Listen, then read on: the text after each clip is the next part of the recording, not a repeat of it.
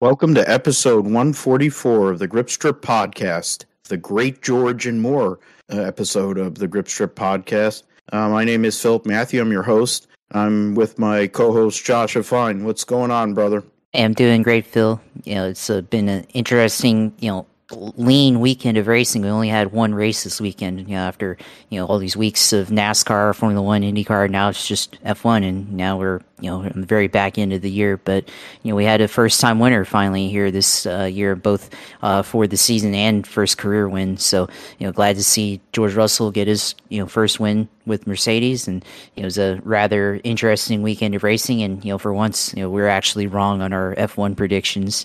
Yeah, we've been picking fish lips for most of the year and been right. Who will see what happens with that in regards to the Abu Dhabi Grand Prix. But George Russell becomes a second first-time winner in 2022 with his victory in the Sao Paulo Grand Prix, aka the Brazilian Grand Prix. Won the sprint race the day before after spinning out in qualifying and beaching his car, which was an interesting qualifying, which saw Kevin Magnussen qualify on pole. So he is listed as a pole sitter for the Brazilian Grand Prix of record. Interesting day that saw Mercedes get their first 1-2 of the season. Also have, Max Verstappen kind of go back to being what he has been for a long time in his career when he has to race anybody. When he was racing Lewis Hamilton, and then his actions at the end of the race in regards to his teammate Sergio Perez, who was in a battle for second in the championship. So plenty to talk about within the race, lots of aggro going on amongst soon-to-be former teammates, current teammates, points battles, but an interesting race, one of the races this year that actually had a lot of overtaking, and it seemed to have a lot of action the whole entire weekend. So it was nice to see that here for Brazilian Grand Prix. We'll go into all of that. We're going to go and do something different because we saw it on Twitter, and because NBA, they did their 75th anniversary team after they had the top 50, and based on that, that's where NASCAR got their 50 greatest drivers gimmick in 1998. So somebody talked about who would you add on Twitter. I can't remember who exactly, so I'm unfortunately I think it was NASCAR Man or somebody like that. Yeah, NASCAR. Yeah, that sounds about right. So credit to NASCAR Man for bringing it up. Who would you add to that list? And so Josh and I are going to go and do that. We're going to, some of the drivers might surprise you, some of the choices and all. So I figure we're going to have a few different ones. Most of them I think will be the same, but we will see about that. In the roundup, we'll discuss the NHRA finale at Pomona, which saw champions crowned in 3 of the 4 pro categories, and some different winners as well. Bahrain, the results of the 8 hours of Bahrain to end the World Endurance Championship season, and rookie test that took place. Rally Japan, the season finale in the WRC. Championships had already been locked up in drivers and constructors, but still racing for pride there.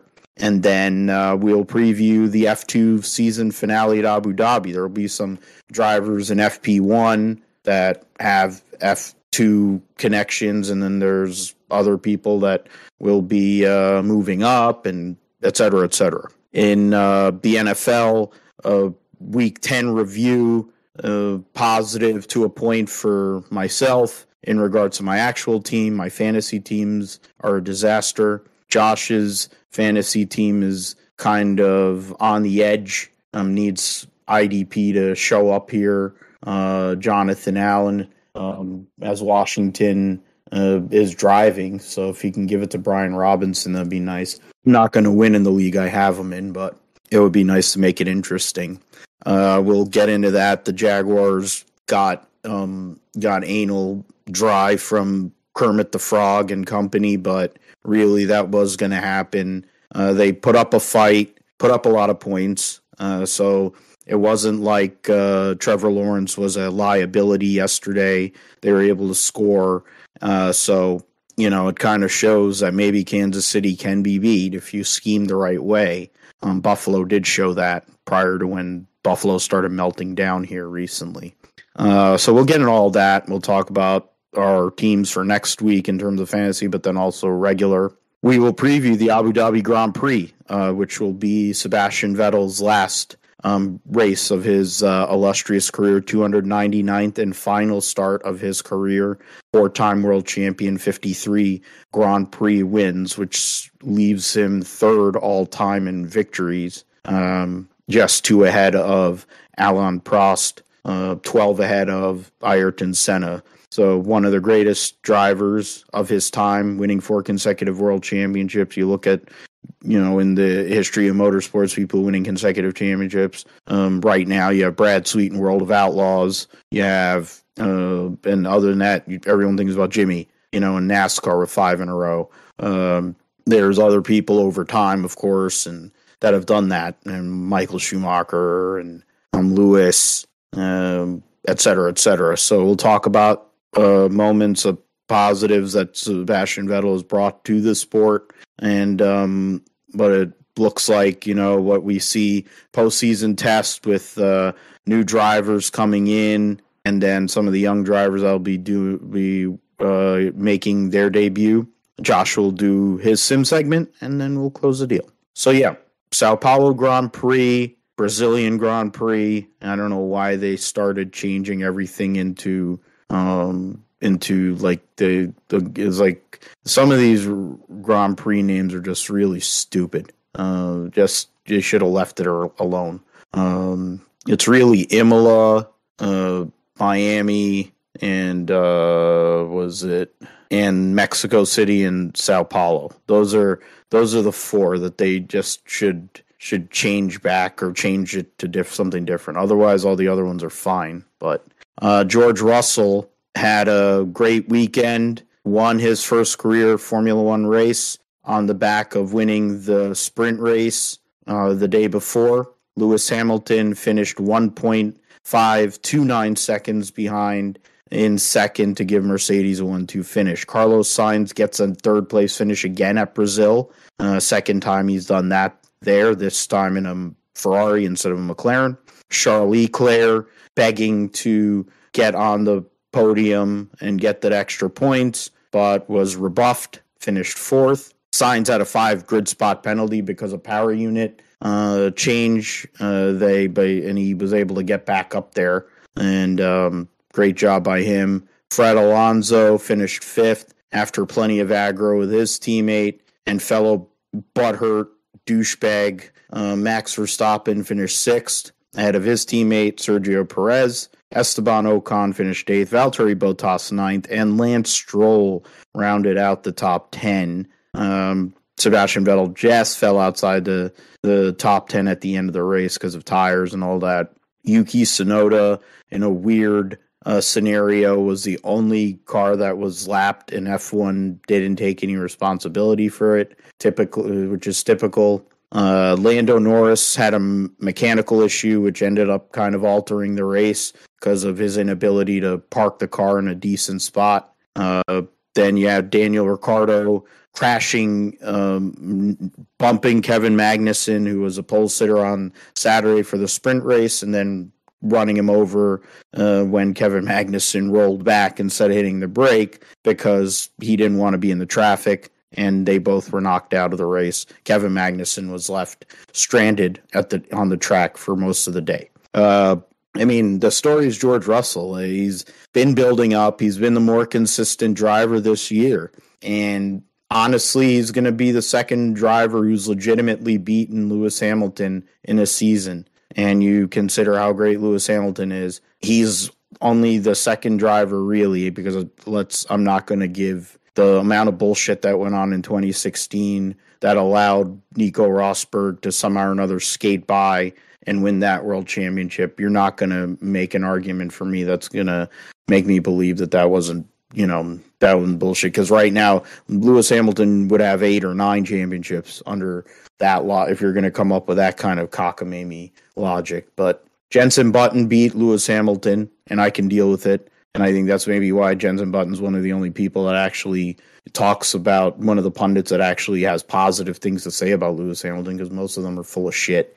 And then George. But George has been more consistent this year. He's been able to deal with how bad this car has been. Yes, he's made mistakes. Yes, he gets on the radio and doesn't sound so great. But this weekend, he was in control, and he showed why he's the future of Mercedes Formula One program. And, even having to battle Verstappen on Saturday, having to battle Ferraris on Saturday, and then having to battle Sergio Perez on Sunday, and eventually his teammate, a 7-time world champion with 103 Formula One wins, at essentially a second home track now. I think U.S. Grand Prix used to be it, but now I think really the Brazilian Grand Prix is like his second home race. Honorary Brazilian citizen now, Sir Lewis Hamilton. But it's really about George Russell, Josh.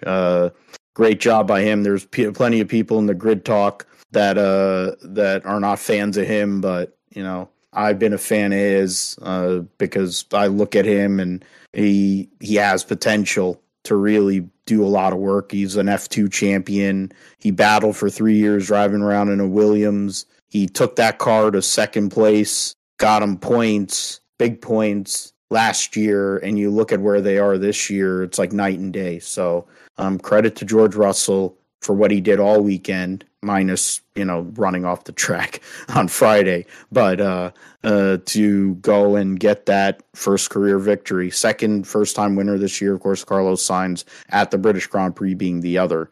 But great job by George likely locking up fourth in the Drivers' Championship. But I have to confirm that. But yeah, more than likely is going to finish fourth in the Drivers' Championship unless some miracle happens and Lewis wins at Abu Dhabi with a fastest lap and George doesn't score. George Russell will finish fourth in the World Championship. So hats off to him there, Josh. Yeah, hats off to George Russell getting first career, maiden win in Formula One. It's been a long time coming for him, coming through the ranks the last couple of years with Williams being, the test reserve driver for Mercedes. And, he's been in that program for several years now. And, now this is his first time this year being in Mercedes full time. We saw what he could do, all the way back in 2020, the one race where Lewis Hamilton was out sick with Grand Prix. Yep, with COVID, and George Russell had a chance to win that Grand Prix actually, and then if I remember correctly, it was strategy mistake by Mercedes that cost him that victory there. But I think it was it was a. I'm not so sure about strategy. He was in the lead. Him and Bottas were on the front row. He passed Bottas on the start, and he was in the lead. I think they pitted him, but there might have been some issue there, and then they pitted him again. They had a slow pit stop. I think one of the slow pit stops. It was a pit stop issue or something. Which is typical Mercedes. And then the second issue, he cut a tire and had to go back and drove back to get a couple of points. Yeah, it was, that's pretty much what happened there. But, he also just was, really 2021 also with Williams. You saw some of the things that he could do in that car, and you saw his potential. And it, he had some close moments there. Notably, he had the race. I forget if it wasn't the Belgian Grand Prix, but because he finished second there. But there was another race where he made a mistake and crashed, and everybody felt bad for him. And that was I think a lot of people became George Russell fans that day. But talking about this race, the Brazilian Sao Paulo Grand Prix, whatever you want to call it, really, just from qualifying, onward, he's able to go out and have a good car. Of course, won the sprint race, and was able to put it on pole after that. But the change of pace, I guess, Mercedes, they've continued to develop their car, whereas Red Bull, Ferrari, they've largely stopped developing their car now, and they've moved on to 2023 and started focusing on the development there.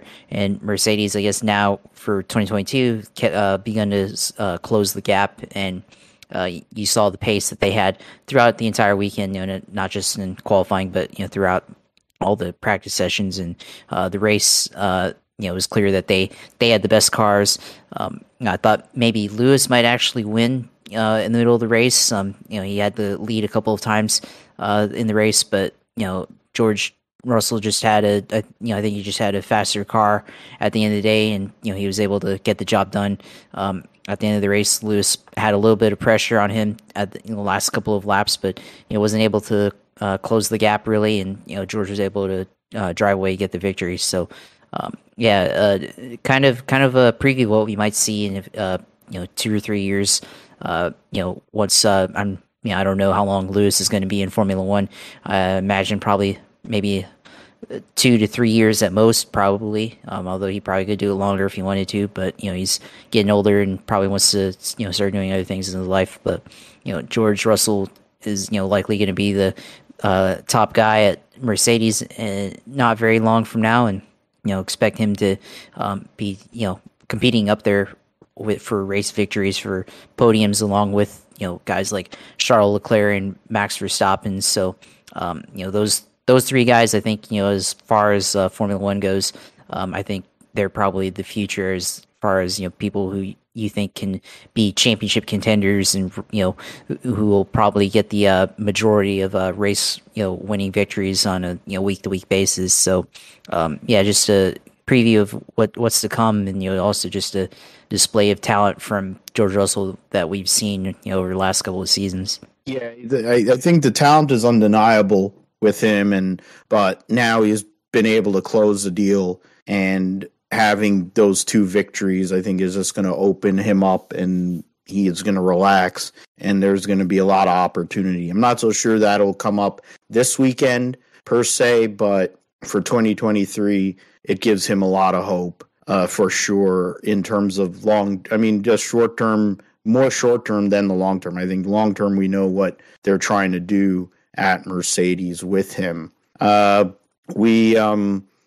we got through that. I mean, Lewis Hamilton gets another second place finish after having contact with Max Verstappen.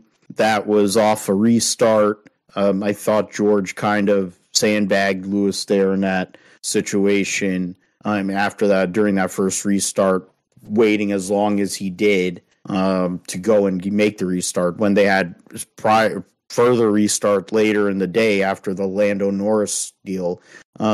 Lewis was able to at least make a gap, and then it was just strictly a battle between those 2 guys.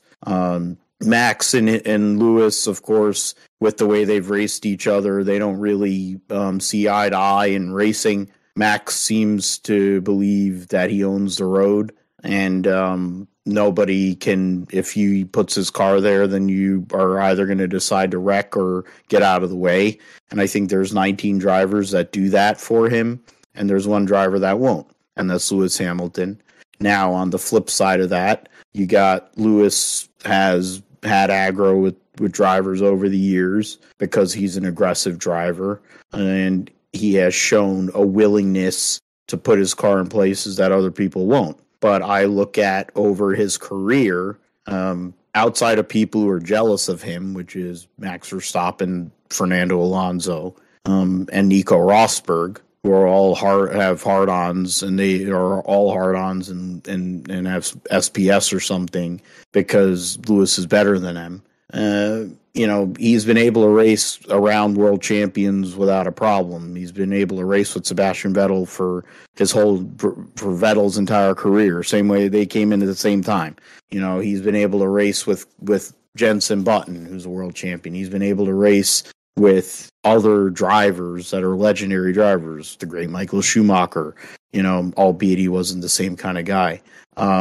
Has he made mistakes? Has he done things that are probably questionable? Definitely. But the difference is he has awareness. Fundamentally, and that's where this all ends up here, and Josh, I'll throw it to you in regards to this as well. But Max Verstappen shows a general lack of awareness. I thought about it yesterday. I'm like, you know what? He's just like Keebler Gibbs. He literally thinks that he's God's gift to motorsports. He has nobody holding him accountable at Red Bull because, Karen Horner and One-Eyed Marco, lick his balls and kiss his taint.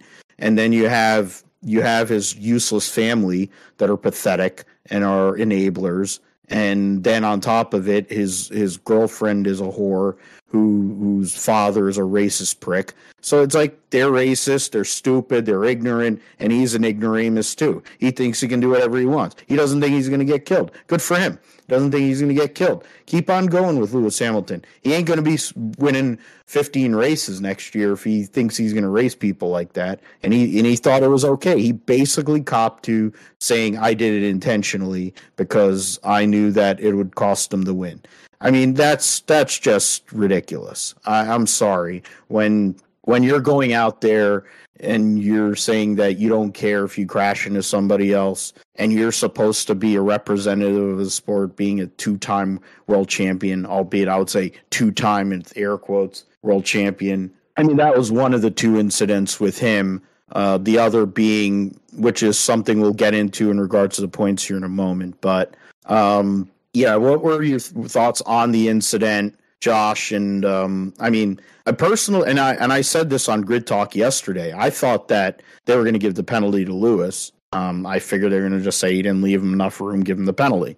And then Max was going to be Max's penalty was having to go and get his wing replaced and do all that. I was surprised with that because usually those kind of things go against Lewis, same way as safety cars always seem to go against Lewis and his strategy too. But what were your thoughts on that incident between the two guys that are theoretically the two best drivers in Formula One? Yeah, I mean, I think with Max Verstappen, it was probably an over-aggressive move at the beginning of the race, and he probably didn't have to make that pass in that corner. And you talk about him being similar to Ty Gibbs in a way. I mean, I think you said it a long time ago. He's basically kind of like Kyle Busch, or early days Kyle Busch, and a lot of similarities there with how he's just overly aggressive, and Max kind of thinks he owns the road. He's been a driver that kind of expects does a lot of taking but doesn't do a lot of giving. And that pass to try to go side by side in the apex of turn 2, probably not the best place to pass at that moment, and got into Lewis Hamilton. Actually looking at the replay, I actually thought that Lewis sustained quite a bit of damage there, and I guess it did probably affect his ability to go out and win the race overall. But I actually thought that Lewis was done after that contact. Just the way it looked, and same kind of for Verstappen as well, just because usually those types of contacts end up hurting your car and everything. But they both were able to kind of continue on, and Verstappen having to go get a pit stop for repairs and everything, but he's able to still kind of come back and make up for it, controversy with his teammate and everything. And Hamilton, he fell back to around 8th place, but then he's able to actually get up into the lead after that. So just proves how good that car was, but just wasn't good enough for Lewis Hamilton. Just not quite enough to actually go out and win. And just poor decision making by Max Verstappen. And I'm sure maybe he will learn, but for right now, I guess it's typical of his behavior and everything. But he's been quite an aggressive guy over the years, and we'll have to see. And now he's a double world champion in Formula One. So imagine that at some point you have to be able to understand to, I guess, be more aware of your situations and everything. But we'll see next year, and everything is expect Mercedes and Ferrari to be able to catch up to Red Bull, and how aggressive will he be and everything. And, you just talk about him racing like that and not being able to win 15 races. Well, wouldn't expect him to win 15 races like that again, because I think things are going to regress back to the mean, and probably we'll see a little bit more reasonable wins. Not going to put a number, maybe, 5 or 6 wins or something like that for Verstappen, so, and Mercedes and Ferrari get 5 wins apiece, something like that, which would be a fairly competitive year if that did happen next year. But definitely expect him to be a little bit more challenged next year and have to adapt to the situations. Since it's going to, he'll be challenged a lot more. So, obviously this type of racing is not sustainable over, long term. Might help in the moment, but over long term, probably not as sustainable to be able to, be that aggressive like that and make contact and stuff. So, he's gonna have to figure it out in order to, play the long game against his, opponents at Mercedes and at Ferrari. Speaking of opponents with Mercedes, Ferrari, and even his teammate, Sergio Checo Perez, another big talking point is the points battle for second in the World Championship. Right now, after the results of yesterday's race, Charles Leclerc and Sergio Perez are tied at 290 points with 1 race to go. Both drivers were with radio contact, either were asking for, at least in Leclerc's case, and in Verstappen's case, told to cede position. And in neither case did that happen. Ferrari has come out and said, the reality with Ferrari was it was for a podium, and he had made a big gap. Carlos Sainz, he had one of the fastest cars. Honestly, if he didn't have the engine penalty, power unit penalty, he could have been a contender. He had a really fast car. He had a fast car in qualifying. He was fast in Saturday during the sprint, finished second, had to take a 5 grid spot penalty, pit stops. He had a what is it? What do you call a tear off? Get into the right rear brake, brake cake pan, whatever they like to call it, their brake ducting, the way they encased the brake, and it was causing it smoking and a fire, and he had to pit early, and that basically reset his race, and he was chasing the whole way, and by the end he was able to get back up to third. So, it could have went different for Carlos Sainz, for sure. He could have had a real chance to finish second yesterday, or maybe contend for the win. But in regards to that, Ferrari at one point were looking pretty bad for constructors, and they might have lost second in constructors yesterday. But then they turned it around, got to third and fourth, and now they are 19 points ahead of Mercedes with 1 race to go. So there are other battles that I'll bring up. We can go and talk about. Other than that, Lewis and Carlos are battling for fifth. There's 6 points between the two of them. Ocon and Alonso, who there's plenty of acrimony there. There's only 5 points between those two. Vettel is a point ahead of Ricciardo, but I have a hard time believing Ricciardo's going to score points. Magnussen is ahead of Gasly by 2 points, but I doubt Gasly's going to do anything. It really doesn't matter. In regards to teams, Gasly's trying to avoid a race ban because of the stupidity of the penalty point system.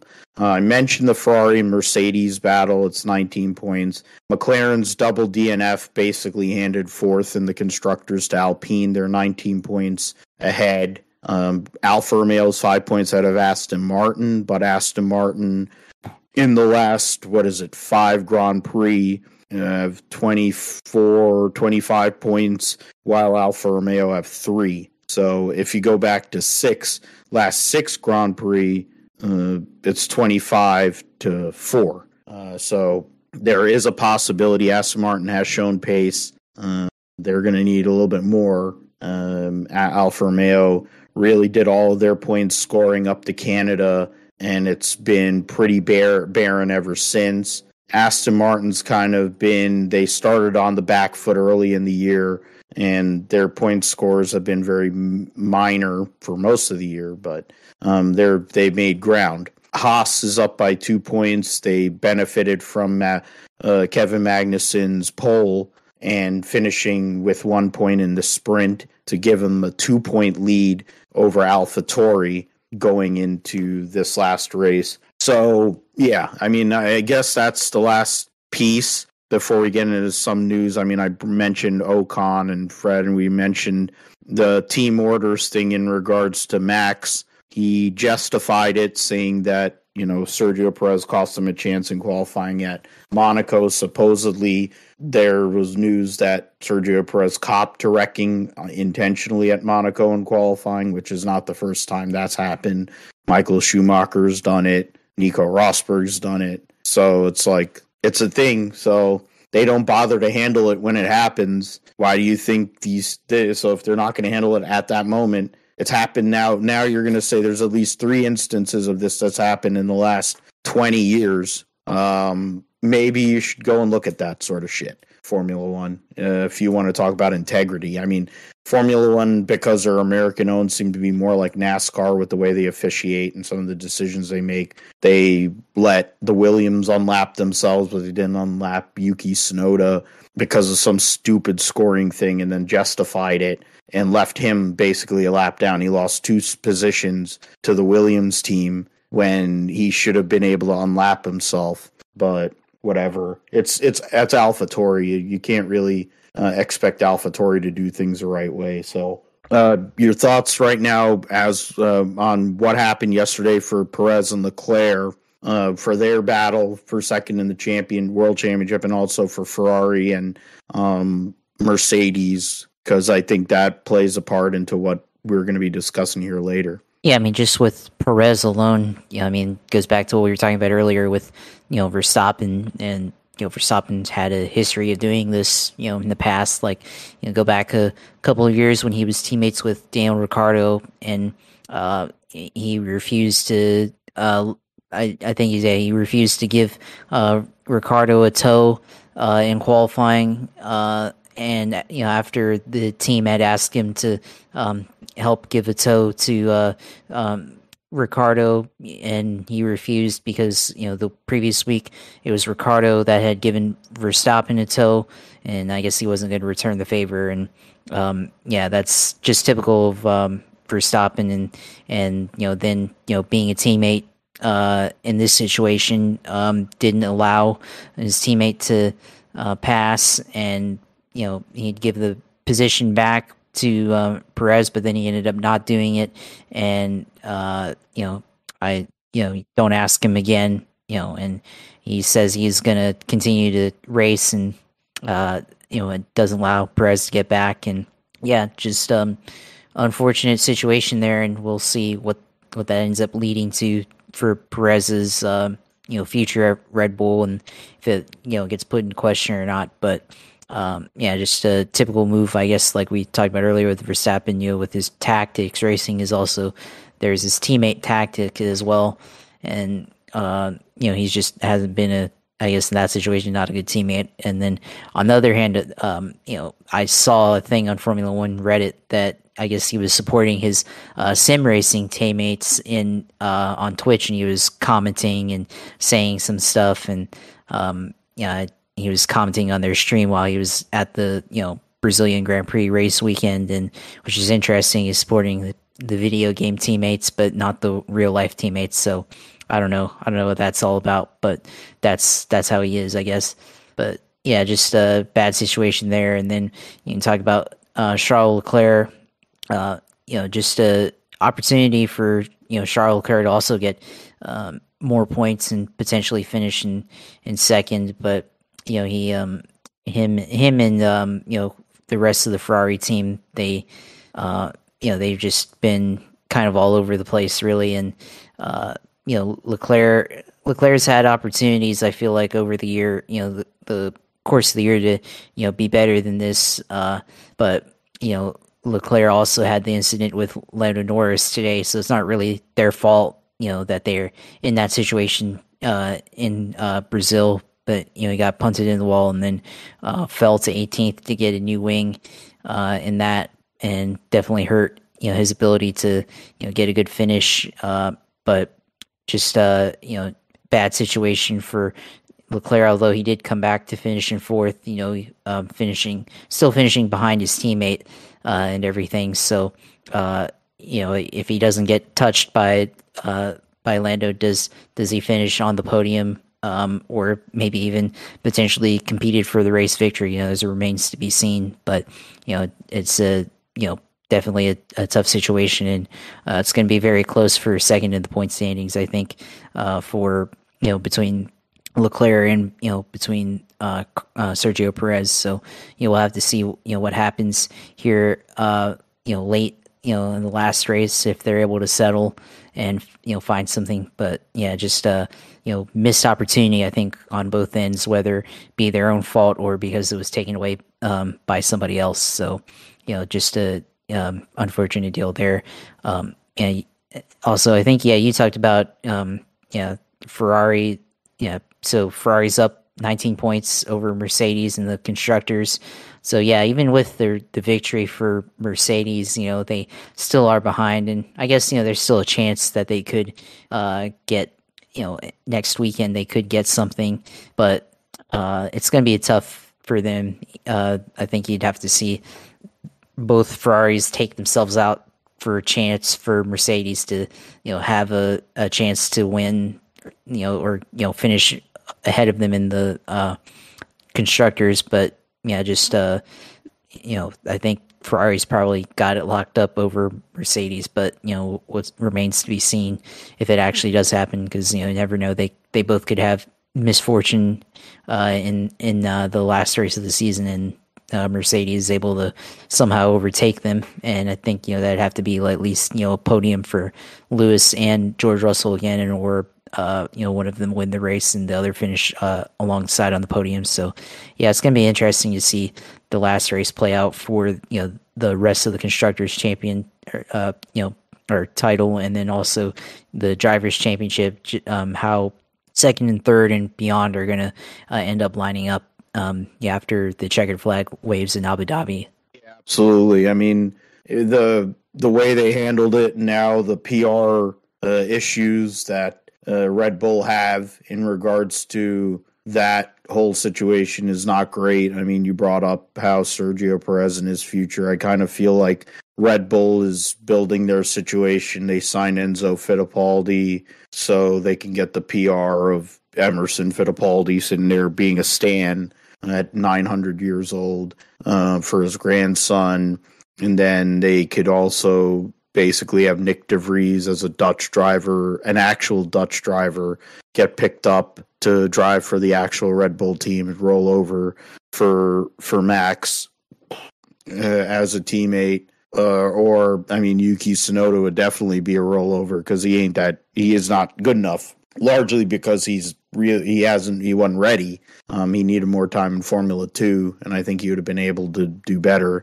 I would venture to say Iwasa, who's in Formula 2 at the moment, at least for what I know, he's a better talent, I think, than Yuki Tsunoda, but will he get a chance because of Red Bull's great driver development program is to be determined. Checo, at the end of the day, I believe, has better racecraft and more likely, and he has a better car, but the fact is car doesn't suit him. Leclerc has a car that suits him, but Ferrari's Ferrari. They were the only team that went out in Q3 on inners or full whatever, and it was still dry, and they were the only one that went out on inners. They didn't bring him back in after a sighting lap. They let him make a whole lap, and then on the second lap they brought him in, so he ended up qualifying 9th or 10th or whatever the hell he did. So it was really stupid. Ferrari had issues the whole day in qualifying.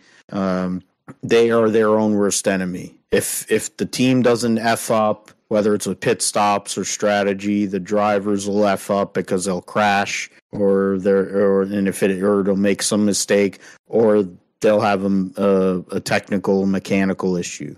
So we'll see what happens with that. We'll get into that more later on. Going into some other news, I mean, Fernando Alonso, Esteban Ocon, now they're not getting along, but I mean, it's typical Fernando Alonso. He's a douchebag, and he suffers from SPS. He's on his third or fourth stop at this team, the Enstone team, and any teammate that races him hard, he gets butthurt about it. He got butthurt about it when Lewis did it to him. Got butthurt about it, and he's had a hard on for him ever since. Esteban Ocon drives him hard, and Esteban Ocon drives everybody hard. Is it smart? Not really. But at the end of the day, I get why Esteban Ocon is the way he is. It's a toxic team, to be fair. I think it was brought up. Tom Downey brought it up on the Grid Talk as well, where he said how toxic it's become because of Otmar Safnow, because anywhere he goes, it's usually bad crap is going on. So I agree with that. They don't have a very good situation. I mean, Oscar Piastri at least has been let out of his contract so he can test for McLaren next week after Abu Dhabi. Alonso leaves, but at the end of the day, Fernando Alonso is a douchebag. Yes, he's a great driver and has great talent. In his day, he was really, really good. But and I completely give credit to him. A couple of years with Ferrari, basically with one arm tied behind his back, was battling Red Bull and had a chance to win a couple more world championships, which could have reset his whole entire career. But at the end of the day, his own arrogance, stupidity, and douchiness is the reason why he hasn't won a Grand Prix since 2012 and, is still at 2 world championships. And he lost to his teammate after winning 2 consecutive world championships and making a team move, who was a rookie. And said rookie should have beat him, and he should have been the world champion that year. But McLaren fucked it up. So at the end of the day, Fernando Alonso, just like Max Verstappen, can go and lick a freaking herpes full lick balls or whatever. I don't like either of them, and then not both of them are just scumbags. And the media, the Dutch media and the Spanish media, are just as big of a part of the problem with the way Formula One is going as the social media with a lot of the LCD fan bases. And I say this being a Lewis fan, but there's plenty of LCD Lewis Hamilton fans. There's plenty of LCD Max fans, Fernando Alonso. I mean, Lando Norris is useless. I don't know why the hell people deal with him. He's a tool. I mean, at the end of the day, honestly, I think you, Josh, could go and beat him in sim. I know he's a really good sim racer, but I think you could beat him, and it would be funny how he would react to that. I think you could. I mean, I'm not and Max. That will take several years. Yeah, well, whatever. But the fact is, you're humble about whatever. I mean, you'll humble brag about your Indy 500 win. I get it, but like former guest Tanner Watkins, who has won the Indy 500. I can hang that over Alonso and Verstappen. I have an Indy 500 on. What do you guys have? Fernando came to America to try and win the Indy 500, and he didn't do that. So I was able to. And he was in the best car at Le Mans in a car that was almost impossible not to win. So he won 2 out of 3, but he's never going to win the Indy 500, so he can suck a dick. Just like Max Verstappen, for all the bullshit both of them bring to the table. One piece of news coming out of this weekend is Nico Hulkenberg is going to take over in the second seat at Haas, so there'll be 2 veteran drivers at Haas. Nico Hulkenberg, after 2 or 3 years away, will be back in Formula One trying to get that elusive podium. If a Haas can actually get a podium, that would be something. But then, of course, Kevin Magnussen went out and qualified on pole. So, stranger things have happened on the weekend of Gene Haas's 70th birthday. Did Taylor Heineke fumble the ball and then almost throw an interception there? I think that's what he almost did. It's 14-10 with 5:13 to go in the first half. So Washington at least is making it a game. It's an 11-point spread. So that's it's a good actually throwaway there after fumbling the snap. So. Yeah, so it was a smart move by Taylor Heineke. There are other quarterbacks that wouldn't be able to do that for sure. So this is a little different. I mean, obviously we're very North American NASCAR centric podcast. We go over all things motorsports, but NASCAR is a big part of what we talk about here. It's how we became friends. One of the reasons why we became friends. And I think NASCAR man brought it up, as you said, 50 greatest drivers took place in 1998 in the 50th year. Now we're going into the 75th year of NASCAR here in 2023. And who should we add to the list? I mean, NBA, as I mentioned earlier in the Open, did that. And of course, the kind of players that they added, the Lebanon James, the Steph Currys, Kevin Durant, Mr. Miserable. Lebanon James? Yeah, that's whatever. All these people, all these great players that played over time. I forget who else they had there in '98, but I'm trying to. I mean, I don't follow basketball like that anymore. If I did the way I used to, then I would know those players that were in there. But I definitely know the names I have on this list. So, I mean, honestly, you think about it. You were a pretty young kid when in '98, right? So I was not even watching NASCAR yet in 1998. Yeah, so let's just go and do a wayback machine to 1998 when they named the 50 greatest drivers. Now this is in alphabetical order. They named Bobby Allison, Davey Allison, Buck Baker, Buddy Baker, Jeff Bodine, Neil Bonnet, Red Byron, Jerry Cook, Dale Earnhardt, Ralph Earnhardt, Bill Elliott, Richie Evans, Red Farmer, Tim Flock, AJ Foyt, Harry Gant, Jeff Gordon, Ray Hendrick, Jack Ingram, Ernie Irvin, Bobby Isaac, Dale Jarrett, Ned Jarrett, Junior Johnson, Alan Kwiecki, Terry Labonte, Fred Lorenzen, Tiny Lund, Mark Martin, Herschel McGriff, Cotton Owens, Marvin Panch, Benny Parsons, David Pearson, Richard Petty, Lee Petty, Tim Richmond, Fireball Roberts, Ricky Rudd, Marshall Teague, Herb Thomas, Curtis Turner, Rusty Wallace, Darrell Waltrip, Joe Weatherly, Bob Wellborn, Rex White, Glenn Wood, Cale Yarborough, and Leroy Yarborough. And then out of that list of 50, 36 of those 50 are currently members of the NASCAR Hall of Fame. So, and there are people that are on the modern era list amongst that group, I think here. Ricky Rudd was a part of it. Oh, I left Larry Phillips out. Oh boy. Okay, I'm gonna have to make a change. All right, so that actually works out fine for me. All right. So I'm making a change on the fly here to my list because I voted for him before Larry Phillips to be in the Hall of Fame because he's a legend. The Winston Racing Series. I mean, Roid Rage is on the list here. Hall of Fame voting power. Yeah, the Hall of Fame. Yeah, you got Neil Bonnet, who is a part of the top 50. Sam Ard, who wasn't a part of the top 50. So we'll get into some of those. I mean, those are 36 of the 50. The greatest drivers are in. As it stands, Ricky Rudd is part of the modern era ballot nominees or whatever.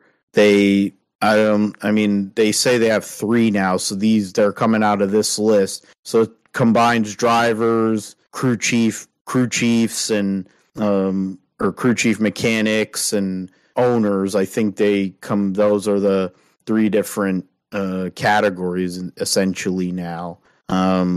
Just as a connecting it from the past to the present. I mean, right, the list this past year, which sees Herschel McGriff was a part of the 50 greatest drivers. He got elected into the Hall of Fame.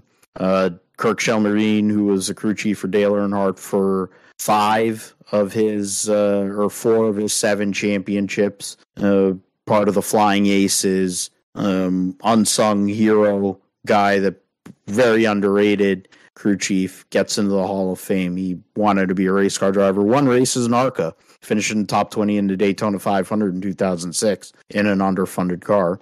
And Matt Kenseth, as Dale Jr. would say, those 3 guys are going into the Hall of Fame in January of 2023.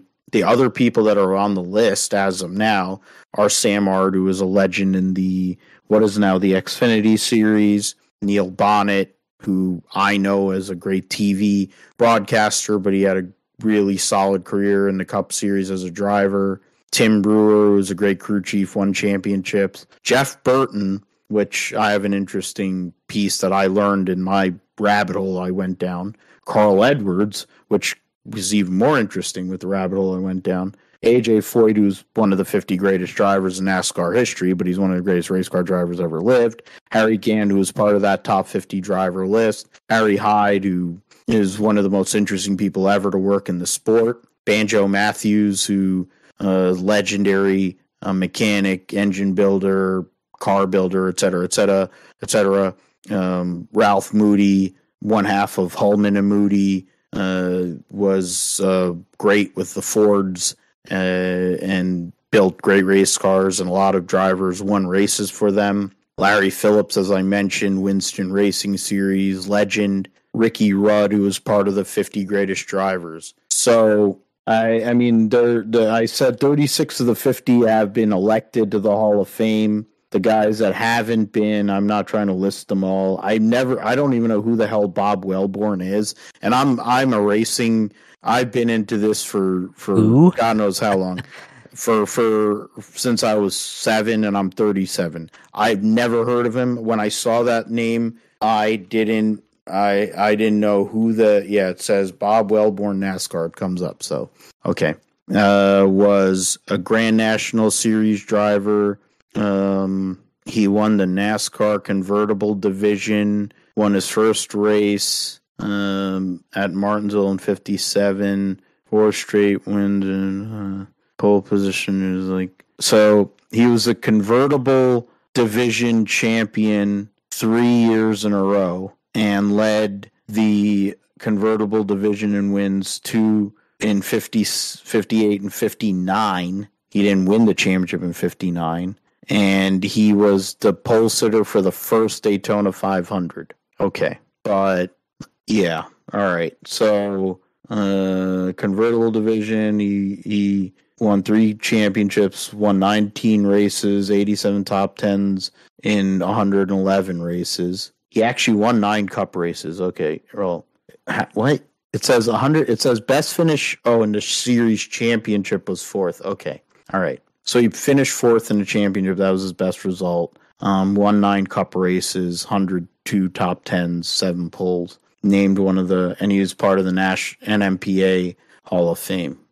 Okay. All right. So we're learning something new here. So this is an educational portion of the GSP. I mean, I've heard of a lot of the other guys, either because I've seen them, I've read about them, heard stories about them, et cetera, et cetera. Really, it gives me joy that Ernie was a part of the top 50 just because I was a fan of his. Leroy Yarbrough, I remember driving that 98 Ford. Not sure who the owner was, but they have that diecast out there. I mean, Jeff Bodine, people that hate him in the South because he raced Earnhardt hard. He was a great modified driver, and he was good in Cup. He was Hendrick's first driver. They were a race away from going broke, and he won that race. And Hendrick Motorsports, as we know, it wouldn't exist if that hadn't happened. And Jeff Bodine made a lot of great innovations and safety, other innovations within the car. Yeah, he's a douchebag. I mean, all the Bodine brothers are douchey in a way, but Jeff Bodine was really, really good in a lot of ways. Oh, and he saved the U.S. bobsled team because the Bodine bobsled came along, and since then, over the past 30 years, the United States bobsled team has become a force. So if you want to no-sell his racing career, where he was a multiple modified champion, won in Cup, Xfinity, ran teams in those series, he saved an Olympic team for our country. There you go. Neil Bonnet, of course, Ralph Earnhardt, we know, Foyt, Gant, Ray Hendrick, who was a great modified and late model stock driver, Tiny Lund. I think a lot of the stories about Tiny Lund are just as cool as the fact that he was a great driver. Marvin Panch, it's amazing he's not in the Hall of Fame. I'm surprised. That's one that I would have figured he would be in the Hall of Fame. Marshall Teague, who drove the Hudson Hornets back in the day, like the great P.L. Newman voiced in the original Cars movie. So I guess, do you want me? I've been talking, so I can bring up who you want to go first. Of. Yeah, so for your top 25, and then I'm going to go and mark what is similar and what and I'll write what isn't on my end. Well, I think to start off on this list, you have to list every Cup champion since 1998 that isn't already on the list. So that's basically everybody besides Jeff Gordon and Dale Jarrett. So you got Bobby Labonte, two-time champion in NASCAR in Busch Series and in Cup. First championship for Joe Gibbs. Tony, Matt Kenseth, you already talked about him in the Hall of Fame. Kurt Busch, Jimmy, of course, Mr. 7-time. And then Brad, Kevin Harvick, Kyle Busch, Martin Truex, Joey Logano, Chase, and then Kyle Larson, Chase Elliott, William Clyde Elliott II. So you have both Elliots on there. So that's what's the count on there? That's I'm not counting here, but that's just give me a second here. Yeah. So it's 1, 2, 3, 4, 5, 6, 7, 8, 9, 10, 11, 12. So that's counting 12 all guys. The champions. Right. Okay, and then you have to start looking at guys who excelled, outside of that, who are notable and outstanding. I'm gonna go with Greg Biffle. He was a 3-time winner in across all 3 series, and won championship in Xfinity and in trucks. So that's 13. Carl Edwards probably should have won the 2008 championship. Had a chance to win in 2016. Of course, that got taken away from him there. 14 now. 15, I think, Ryan Newman, 50 poles and over 50 poles in NASCAR. He's been one of the Rocket Man. Denny, he's probably of the modern drivers right now, probably the most successful to not win a championship. 16, 17, I think Dale Jr. should be on there. 2-time Daytona 500 winner and 2-time Xfinity champion. Not to mention, although it's not a reflective of his skill, but most popular driver on the champion last couple of years, or last 20 years. I mentioned Truex, right? I said him on the list. Okay, because he's a champion. Yeah, he's a champion, so of course he'd be on the list. I'll give one to Jamie McMurray. He had a Brickyard 400 win and a Daytona 500 win in the same year.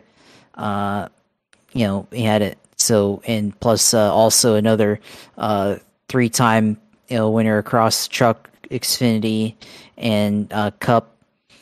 So that should be up to 18 drivers now. Think. Did you give consideration to all the series? So thinking about Xfinity trucks and like even modifieds and I think so. Like and the races, because you look at some of the original lists like Jerry Cook. He never. He raced. He was mostly a modified driver, right? Yeah. And some of these guys who weren't Richie Evans. And let's go back to, you talked about Sam Ard. Sam Ard is one of the original champions in what's known as the Xfinity Series today. So I think he deserves a list to be on there as well. So yeah, that's now we should be at 19 drivers now. On for me, it's starting to get tough to kind of list all these guys out. I mean, I'll give Jeff Burton a nod because he was a nominee for the Hall of Fame, and he's currently not on the list, and he had a pretty solid career in NASCAR. So you can give him there. Let's see who else. It's starting to get pretty hard here, but I'll give you a little help here. Yeah, give me a little help here. Is because Kenseth and Earnhardt, of course, are both now last 2 years have been elected to the Hall of Fame. Tony and Bobby went in together with Gibbs as part of like a package deal a few years ago in the Hall of Fame. Ron Hornaday Jr. Yeah, we can give Ron Hornaday Hall of Fame. Yeah, so he's the all-time winner in Truck Series history outside of Kyle Busch, of course.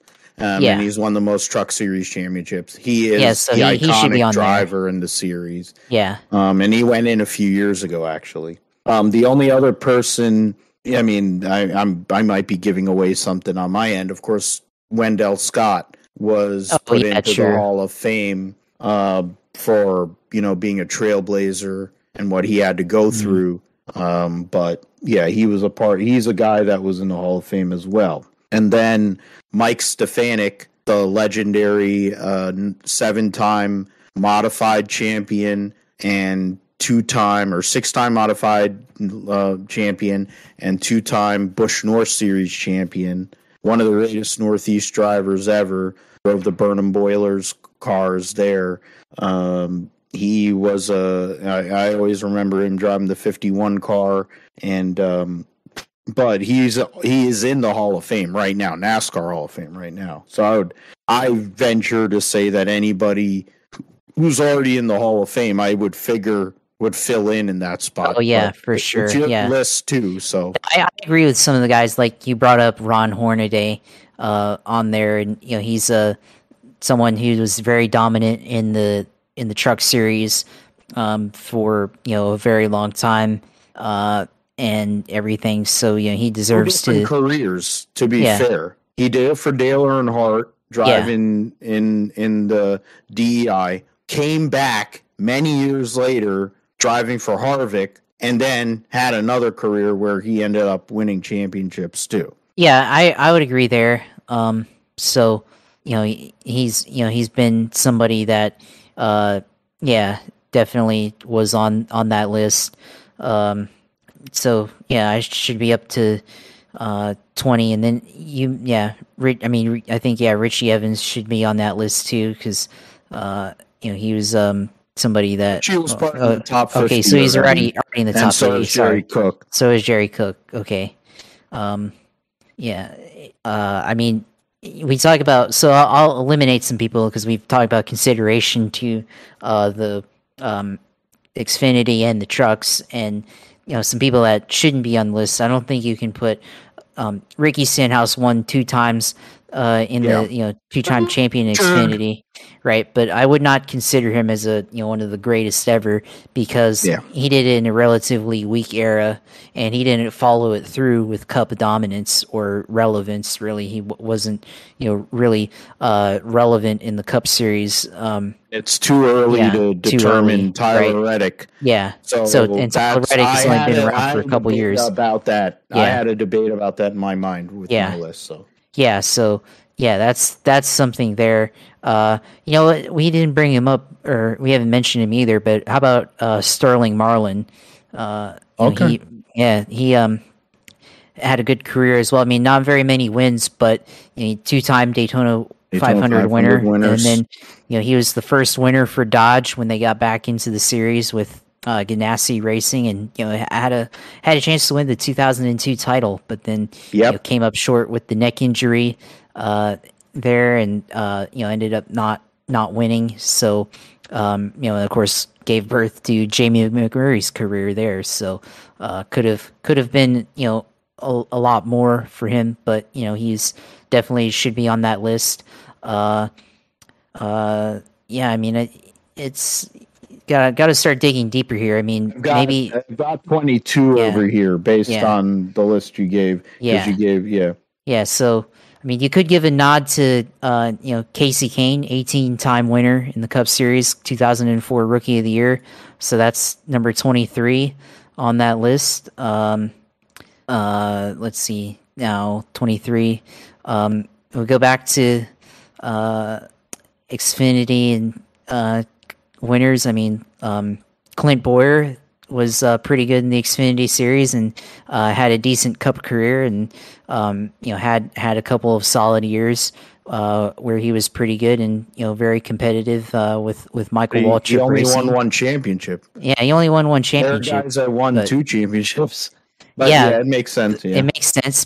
I mean, it was a different. I mean, there are different weights to it, right? Because, like I said, with Boyer, or not with Boyer, but with Stenhouse, he did it when the Xfinity Series was basically weak, and didn't really do a whole bunch in in Xfinity and or in Cup. I mean, Clint at least contended for a championship or two in the Cup Series, and he was kind of a long shot to win the 2012 championship against Brad.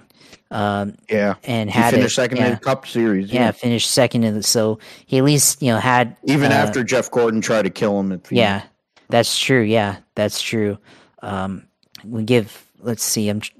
Gotta try to see who else is not on this list that isn't already. May have to. So is that 23 or 24? That's 23. That's 23. I have two more guys to pick. Yeah, we're gonna do this on the fly here because I've been very busy the last couple of days, so I haven't been able to really. But I had some buys in mind, like the championship list. I think I have 24 here. So okay, so you have 24. 24. Yeah. Just give me a second. Okay. Yeah, it's 24 actually. You have. Yeah. Okay. 24. We'll go with another Xfinity driver to close out the list. How about Randy LaJoie? He was a solid guy. For many years, and in the one of the original Xfinity or Busch Series guys that did it back when it was a lot more competitive. So we'll give him a nod there for me. But yeah, I mean, some of these guys, they were champions. Like Ricky Stenhouse, Tyler Reddick. Either it's too early, or they did it in a weak field, and they didn't follow it through with Cup Series dominance. And then LaJoie, of course, he was a champion in the Xfinity Series, but he was relatively successful in the 90s when it was still kind of its own series and everything before it became Cup Light and everything. So. Yeah, I feel like that's a pretty solid list. I had in my mind, it's a lot of guys in the very modern era here in the 2000s, and it kind of does show, I guess, a little bit of bias towards that year because that's when I started watching and everything. Started watching, yeah. But I feel like those are guys that make up that list that weren't already on there, and if you're including the 25 years since 1998, then I think that you should be able to include those drivers on that list. Yeah, it makes sense. I thought it would be only 5. It actually was 10. Was the difference between my list and yours. A lot of them were Cup drivers, for the exception of Randy LaJoie. Which I had actually forgotten as part of a list I have over here on the bottom, but I was debating Randy LaJoie on my list. But I mean, as much as I think Randy LaJoie's greatest contribution in NASCAR was the seats he built, not as much the fact that he was a 2-time Xfinity Series champion. I mean, his mic work was first class because he had great quotes.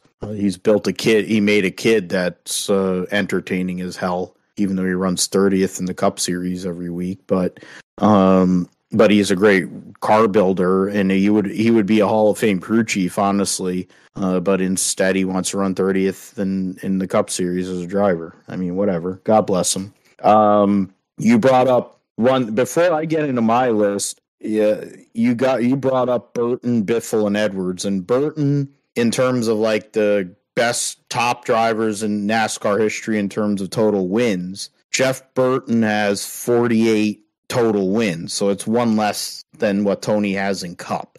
So he had 27 Xfinity wins and 21 Cup wins. I didn't know that, his full thing. So that's really crazy good. Greg Biffle had 56 total wins across all three series. That doesn't include, of course, running in the Southwest Tour where Benny Parsons found him on winter heat. 19 Cup wins, chance at a championship twice in 05 and 08. Won the Xfinity Championship, won 20 races. 17 truck wins, dominated in 2000, won the Truck Series Championship before he moved to Xfinity. 56 total wins. Carl Edwards has 72 total wins. 28 in Cup, 38 in Xfinity, which is way up there in terms of the highest in the total list. Of course, I think you put Kyle Busch because he went over 100 in his own level, but then after that, I think it's Mark Martin, or it's like Kevin Harvick, Mark Martin, and then Carl Edwards. And then 6 truck wins at Roush for 72 total wins, which puts him in the top 10 all-time in wins. So those three guys, I definitely, those were ones that I was like, oh man, I kind of was like, oh, that would be interesting because they're going to be like, it is a NASCAR Hall of Fame. And so, I mean, Biffle, I kind of feel like, I mean, honestly, Burton's going to get into the Hall of Fame because he's on, they need it for the PR, for the announcing. They want him, they'll put him in the Hall of Fame. Even though he never won a championship, I think he's going to get in the Hall of Fame. But Biffle and Edwards definitely have cases.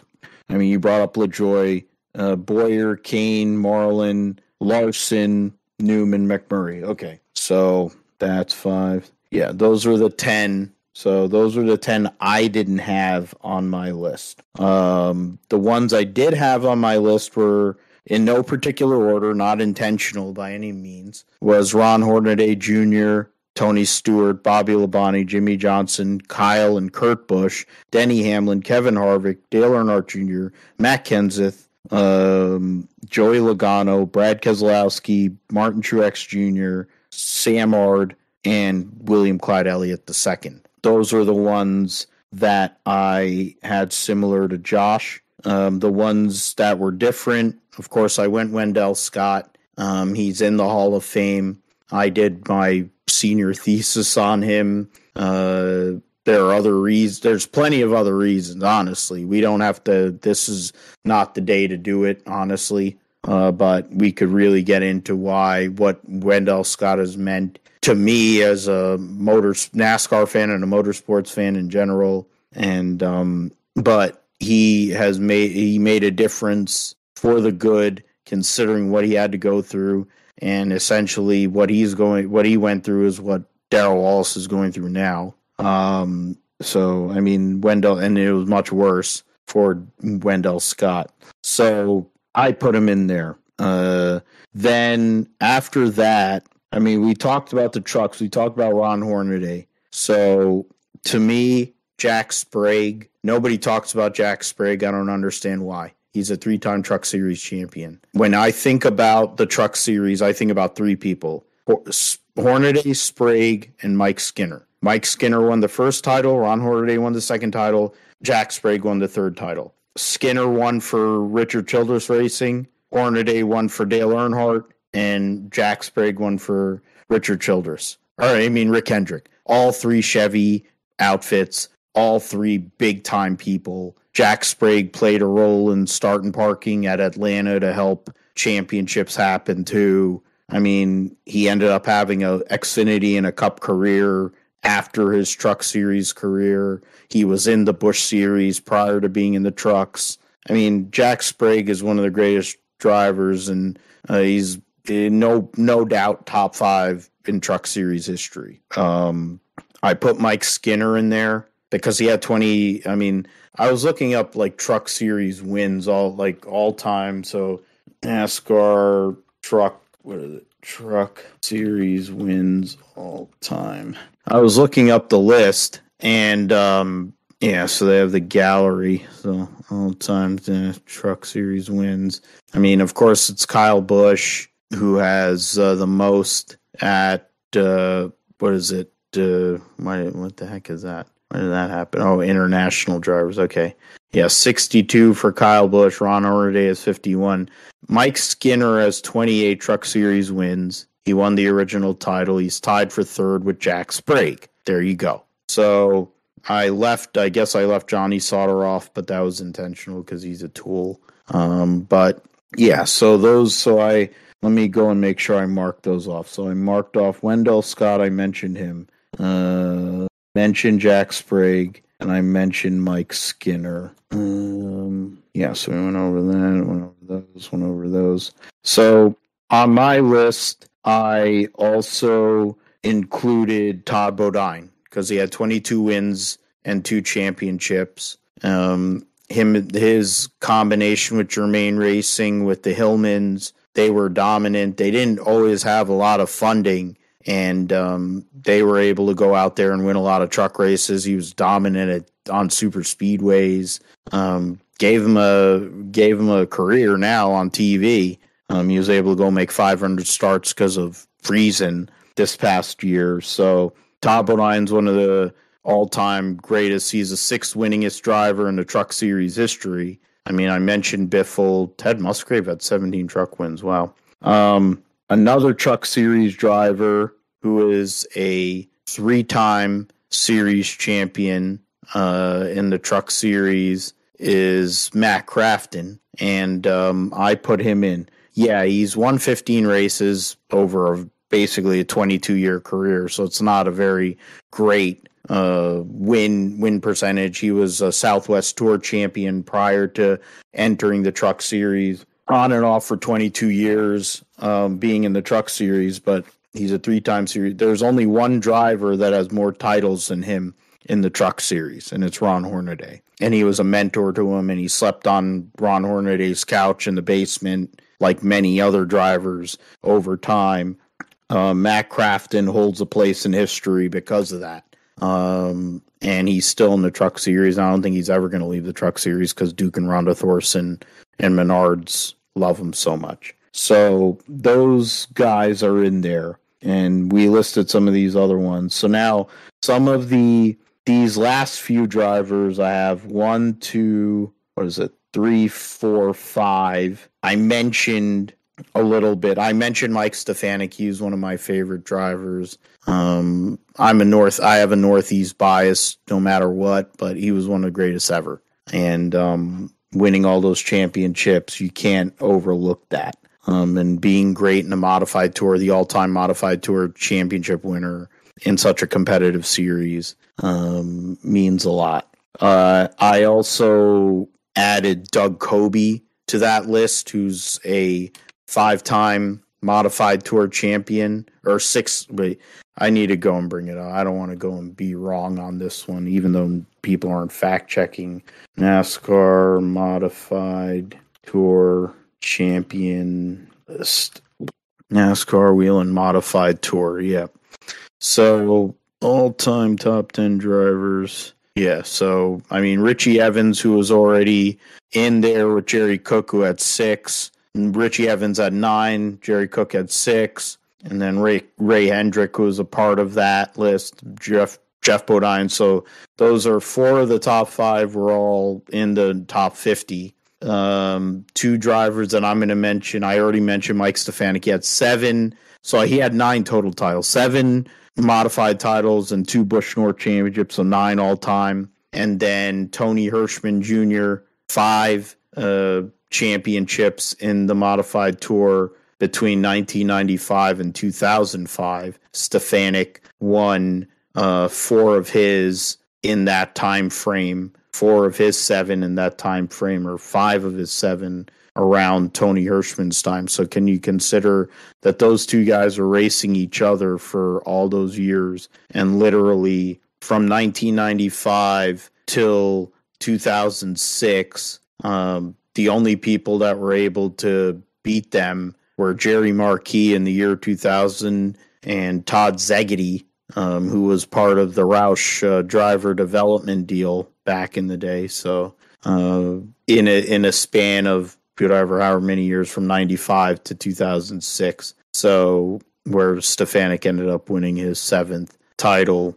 So those two guys were in there. Mike Stefanik's a legend. He's in the Hall of Fame. Tony Hirschman Jr. is somebody that I think should have consideration, winning 5 modified titles. Doug Coby has won 6 modified titles. He won 4 in a row from 14 through 17. Between 2012 through 2019, only Ryan Preece, who people know now in the Cup Series and Xfinity, and then Justin Bonsignor beat him for the title. Doug Coby won 6 championships. He's been in the mix ever since then, even with some of the changes that have gone on. He was in the mix this year to possibly go and get number 7 and tie Mike Stefanik, but John McKennedy got that victory there with an LFR chassis. So that's what 5, 6 of the last 8 have been LFR chassis victories. Part of Doug Coby was part of it. Fury. So Tony Uri's building a modifieds for Justin Bonsignor. So that's interesting. So Bonsignor is part of my list. 3-time modified champion, one of the best out there. Never really got a shot in down south. But you know, he's a really talented race car driver. He runs the midgets indoors at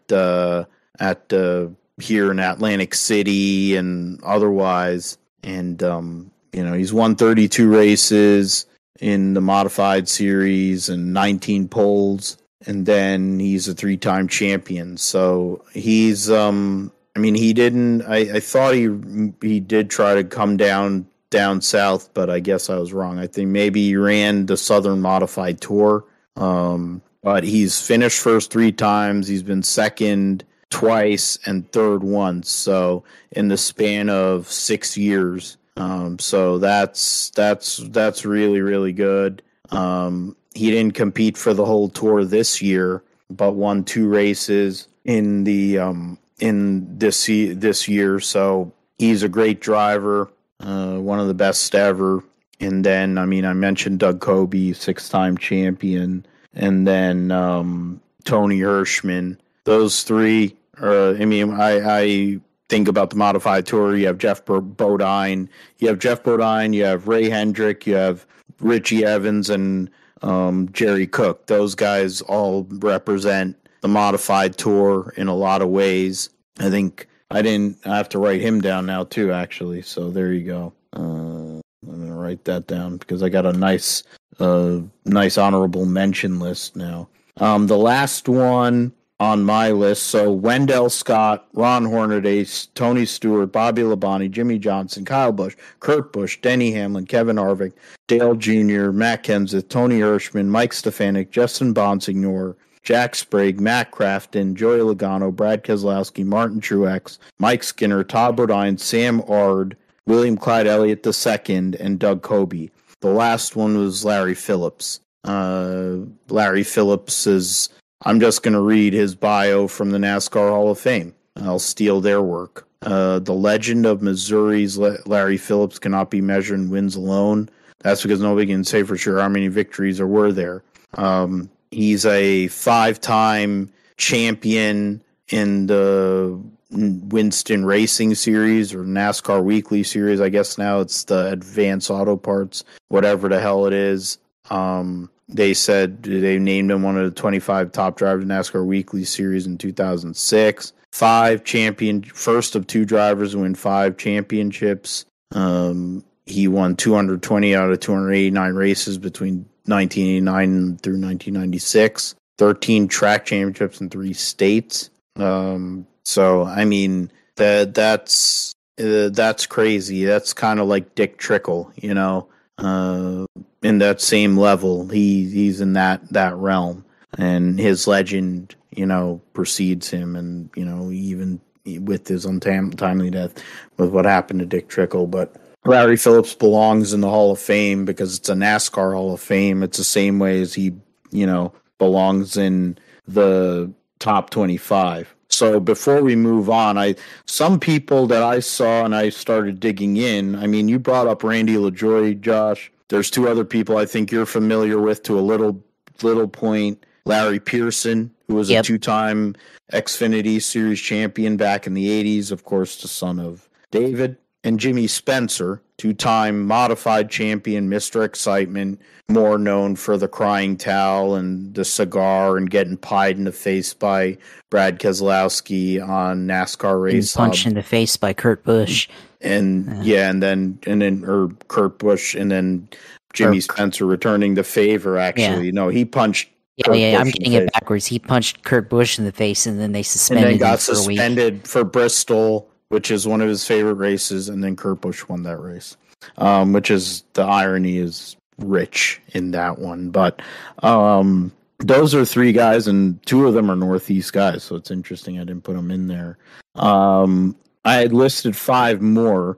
Two of them are ARCA guys. Now, because NASCAR owns ARCA, I didn't in theory, I Frank could Kimmel. have put Frank Kimmel, exactly. It's Frank Kimmel and Iggy Katona. Iggy Katona set all the records in ARCA that the likes of Benny Parsons tried to pass and all that. And then Frank Kimmel, 10-time ARCA Series champion. Yeah, sorry, I don't want to interrupt, but Taylor McLaurin just hauled in a pretty nice pass from Heineke there. That was pretty good. Over the top. Yeah, I thought it was Terry McLaurin's a beast. So it's still it's 20-14. Oh boy, it's still a close game. And Washington's in the red zone. Yeah, Washington's the red zone. So yeah, Frank Kimmel, Iggy Katona. Mentioned those three guys that were Xfinity, and Jimmy Spencer had a decent, like if you count as modified and Xfinity wins to his two questionable cup wins he had. He won truck races too, so he actually won on all three series. I went down the road of CASCAR, which is now the Pinty series. So in theory, it's the same series. So I went down right now in terms of CASCAR, the all-time champion, the most champions in championships in the Pinty series is Scott Steckley with 4. So I've been like, okay, maybe I could have thought about him being in there. Andrew Ranger, former IndyCar and open-wheel driver, who has now made his name in the Pinty series as the most wins, and he has 3 championships. So that would be one. But Don Thompson Jr., I remember watching it on Speed Channel when I first, in my teenage years, and they'd show CASCAR, and he would always win. I'm like, oh, I hate this fucking guy. He always wins. I wanted the Mopar guy. I'm trying to remember Ron Beauchamp Jr., who drove the Mopar Dodge. Or DJ Kennington, who's, of course, had a great career. I wanted a Mopar to win. I was like, oh, they actually look like the cars. I loved it. As long as it wasn't a Chevy and it wasn't John Thompson Jr. But then I ended up liking J.R. Fitzpatrick, who was his teammate, and ended up beating him for the championship in 2004 after he had 4 straight championships. So that was my list. I mean, I wonder if anybody listens, go and tell us what your list would be, but hit us up on @GripStripPod, hit us up on our socials, hit us up on YouTube, because it's an interesting thing to go down the rabbit hole. Josh went very cup heavy. I try to dig into the combination of Cup, Xfinity, trucks, and kind of give credit to some of the other series that don't get the kind of attention that they really should, and also giving consideration to who's on the ballot for the Hall of Fame relative to the people that weren't on the list already. So, so let's move forward with the roundup here. Heineke gets knocked down there on that play. The Auto Club Finals at Pomona this past weekend saw Austin Prock win in Top Fuel, Cruz Pentragon in Funny Car, Greg Anderson in Pro Stock in the last race for Ken Black as an owner. I think Rick Hendrick's taking over the team, supposedly. Angie Smith wins in Pro Stock Motorcycle, while her husband ties legends Dave Schultz and Andrew Hines becoming 6-time Pro Stock Motorcycle champion there. Taylor Vetter, who was flipped over and did a Ross Chastain on the wall, which is funny. Grid Talk, we brought that up. One of the guys on the show was like, "Oh, did you see when Ross Chastain did that thing?" And I'm like, We "What? You talked mean about that?" it. Yeah. Well, we talked about it. I know that. But it's like, oh, you, and I said, oh, you mean the Hail Melon, and they lost it, and like the Hail Melon, and then I told them that Ross Chastain is a 7th-generation watermelon farmer, and they couldn't believe it. That was part of the fun. Oh, it's so great. You understand? That one moment is that trends across the world. Is Ross Chastain riding, going, and Tony Hawking the wall to get in the Final Four, and then his second move is sending Clyde, not even backing off and finishing second in the championship. Hamlin's never going to do anything to him. Clyde's never going to do anything to him, so it's whatever. But yeah, that was funny. You brought up that stuff. But in terms of detailed results, Austin Prock beats Jersey's Antron Brown. In the final, Austin Prock runs 364 with the 1 at 336.23 miles an hour over the losing 370 with a 320.74. Each reaction time was close. 60 foot. Brown was giving up 12 thousandths, and then it got worse as it went along. Austin Prock had a rocket this weekend. He's a guy that has a real chance to become a champion here. Brittany Force, his teammate, lost, but he beat Brittany Force in the semifinal, even though she ran 3:37.58, had a faster speed. She had a slower elapsed time. Austin Prock beat her with a better overall run in the semifinal, and but Brittany Force is now a 2-time Top Fuel champion. So big weekend for John Force Racing on the Top Fuel side, not so much on the funny car side. Ron Capps lost to Cruz Pendragon in the final. Cruz Pendragon had a huge weekend, ran some great runs, great speeds. This weekend, beat John Force in the second round, no less, and then beat Ron Capps, who ended up winning the championship, coming from behind to beat Robert Height and Matt Hagan. Matt Hagan ended up losing in round 1. Robert Height lost in round 2, and that opened the door for Ron Capps to end up getting a second consecutive funny car title. Wins the U.S. Nationals, finally gets another championship, his 3rd championship in his career. So great time for him. Enders had already won the Pro Stock title, made the finals and lost on a hole shot to Greg Anderson. I mean, he had a faster speed. Elapsed time was 1,000 slower, but he beat her on the tree. So there is an irony in that. Fernando Quadra actually made the semifinals, beat his brother in the process. Beat his son in the process, and then Red Lit in the semifinals.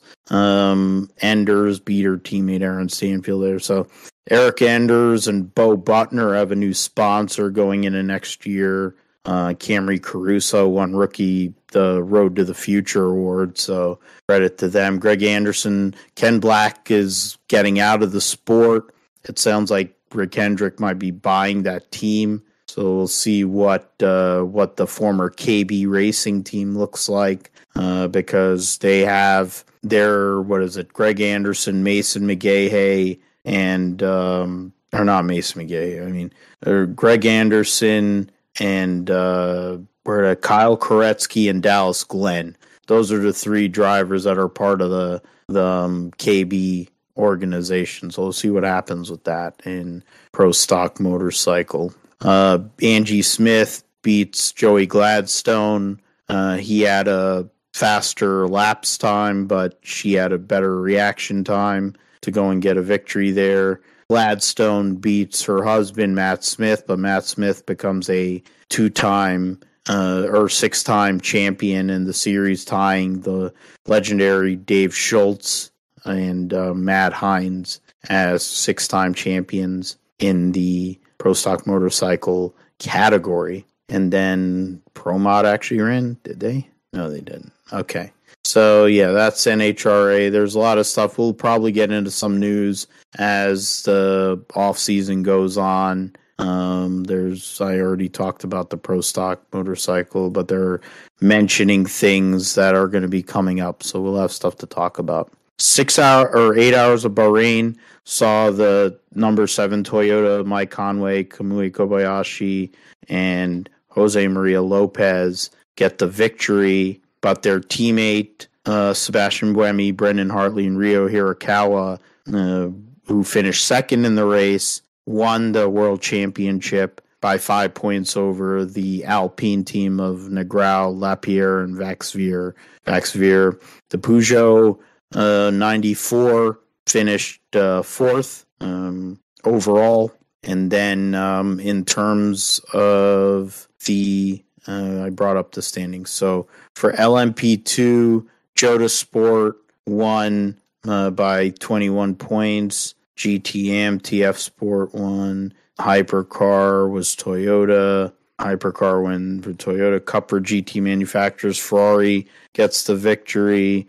In terms of LMP2 drivers, Roberto Gonzalez, Antonio Felix da Costa, and Will Stevens, who ended up finishing 7th overall and a lap behind the winning team of Sean Galale, Robin Frijns, Rene Rast. Robin Frijns, Sean Galale finished second in the Drivers' Championship for LMP2.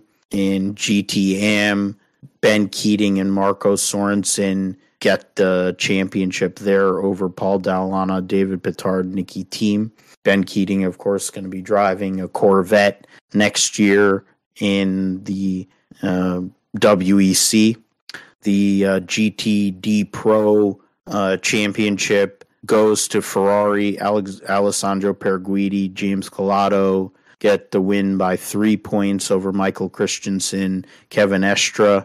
Miguel Molina, Antonio Fuoco finished third in regards to the, as we're going through LMP2. So, yeah, Miguel Molina and Antonio Fuoco won the race this past weekend, the Ferrari over by a lap over Tommy Milner and Nick Tandy. Michael Christensen and Kevin Estra finished third in class. Perguidi and Collado finished fifth in class, but it was still enough for them to go and get the job done. Look, Gunnar Jeanette was racing in the race. That's interesting. Yeah, so I mentioned the podium in the top three, and those were the champions. In regards to the test, Jose Maria Lopez was led the test there at Bahrain, the postseason test for Toyota's. What is it called there? You had Piquet Jr., Nelson Piquet Jr. running LMP2. The Peugeot ran all right there. Maximilian Gunther was in the Peugeot. He's running Formula E for Maserati. Jan Urlacher was in the Peugeot. They were testing a bunch of people. And then nominated for the role. Who is that? I don't even know who that. Lilo. Look at that. Now, so female driver Lilo Wadu drove the Toyota Hypercar. Fifth among drivers ran during morning session. PK Junior race for Anglo American for United Autosports. Antonio Fuoco for Ferrari turned okay. And then Ollie Caldwell, Marcus Armstrong, F2 drivers. They got to test the Richard Mille car. Ben Keating to drive Corvette as Porsche driver. Michael Peterson. All right, so that's that. I mean, a lot to come in regards to that the WEC with a lot of the new additions coming into the new convergence with the LMDH and the hypercar category. In World Superbikes, Alvaro Bautista becomes a world champion again, this time in World Superbikes after a solid weekend at Mandalika, which saw him just kind of follow Toprak Raskat-Lioku. Toprak Raskat-Lioku, the defending world champion, won race one over Bautista. Johnny Ray was a podium. Garrett Gerloff finished 7th in the first race. And then, so you don't have to go through that. Super pole race. Raskat-Lioku over Ray. Locatelli. Bautista was 4th. Gerloff was 13th. And then in race 2, Toprak Raskat-Lioku wins over Alvaro Bautista by 1.23 seconds. Johnny Ray was 2.825 seconds overall behind the defending world champion. Gerloff gets an 8th place finish in race 2. The points, with one race to go, of course, the championship is done. Alvaro Bautista is the World Superbike champion. 50. Ducati is 49 points ahead of Yamaha right now. So it's still in a play. So we'll see what happens. Constructors is still in play to a point, but the riders, the World Championship for riders is not. Raskat-Lioku is 37 points out of Johnny Ray for 2nd. Michael Ruben Rinaldi seems to be pretty solid in 4th. Andrea Locatelli is only 11 points out of Alex Lowe's, 15 points out of Axel Bassani. So that's something to look at. As it stands, I think, Scott Redding, Iker Lackawanna. I think Iker Lackawanna is missing the last race there. But Javi Vieje is 10th in points, and Garrett Gerloff is 25 points behind in 11th, 17 points ahead of Lower Spaz in 12th. So we'll see what happens. They'll be at Phillip Island this weekend to wrap up their season. So that's credit to Bautista and the Ducati team there to go and get the job done. In the WRC, the results of Rally Japan saw Thierry Neuville get the victory. Thierry Neuville over Otanek. So Hyundai 1-2. Takamoto Katsuda for Toyota finishes 3rd. Sebastian Ogier 4th. Elfrin Evans finishes 5th. The first Ford, Gus Greensmith finishes 6th. So that was the championship there. Championship drivers there. RC2. So Cali Rovanpera, the world champion, finished 12th overall. American Sean Johnston in a Rally 2 Citroen finished 13th overall. So interesting there. I'm trying to scroll through some of these other people. And then the standings to end this year's World Rally Championship. Cali Rovanpera wins the championship by 50 points. Otanek is, as it stands right now, doesn't have a job. So we don't know where he's going to go. He's not going to Ford because they may not have the funding. Toyota's already got drivers, so interesting dynamic there. Thierry Neuville finishes 3rd. Elfrin Evans 4th. Katsuda 5th. Ogier in a limited schedule finishes 6th. The multi-time world champion, along with, of course, Sebastian Loeb, finished 11th in his. He only scored points in 2 races. He won Rally Monte Carlo and then finished 8th in one round there of the championship. Last thing we'll go over before we get into NFL is F2. A lot going on in F2. The drivers, of course, the top 5 or 6 in Formula 2 will have enough. The top 5 will definitely have enough points to advance. That became a thing, of course, with Colton Herta and the like. Right now, of course, Drogovic is a test driver, test and reserve for Aston Martin. and I don't think he's doing anything else. Teo Pocher, we don't know what he's going to be doing, but it looks like more than likely he's going to finish second in the championship. The real battle starts with Logan Sargent, who is third and has been announced as a driver for Williams, pending his results here this weekend at Abu Dhabi. Jack Doohan, Jehan Daruvla, Enzo Fittipaldi are all 9 points behind him. Daruvla is part of the Red Bull Academy. Enzo Fittipaldi just joined the Red Bull Academy. Liam Lawson, I think, is still a part of it, and he's a further 3 points back behind that, so he is 12 points back.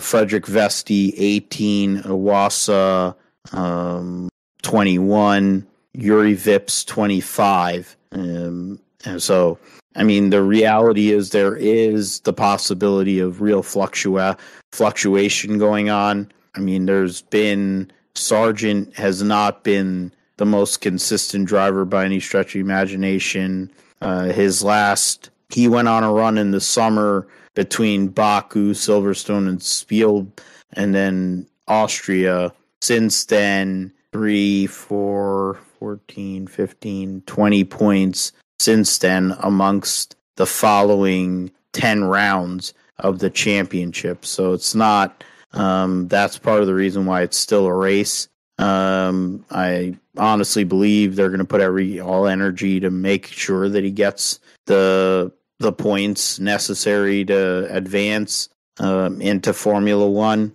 I hope so. I mean, Drogovic, it's a victory lap. Pocher, I don't know what he's really racing for, honestly, but Doohan is racing for something because he's part of Alpine's academy. Daruvla is racing for his career, to be fair, because now Enzo Fittipaldi is part of Red Bull Academy, and he's been solid recently. Lawson has had a couple of rough rounds, but has had some good races otherwise. Vesti had a good performance at Imola back in September. Iwasa, I talked about in regards to his potential, has had some great rounds earlier in the season of the French Grand Prix, Hungarian Grand Prix, and also Zandvoort. All of those kind of showed his potential. So we'll see what happens with that and who ends up moving up, having enough points to move up to to be able to move up to Formula One. Looks like there was a score there. Yeah, Devontae Smith got a touchdown earlier. And then C.J. Gardner-Johnson picked off the jump ball to Terry McLaurin. Oh, boy. So it's 23-21 Washington. It's a huge turnover there. That could have... If he gets that and they're driving, they might have had a chance to put this game away. Yeah, cover 2 defense there. So, I mean, what is it called? I'm trying to say, they don't list who's already eligible, but I already had I found out, super license. So, essentially, in F2, if you finish in the top 3, no matter what, you're going to get 40 points. And then if you finish in the top 5, along with your 3-year total, you should be able, the last 3 years with the 80%, whatever, which Logan Sargent has because of his results a couple of years ago in Formula 3.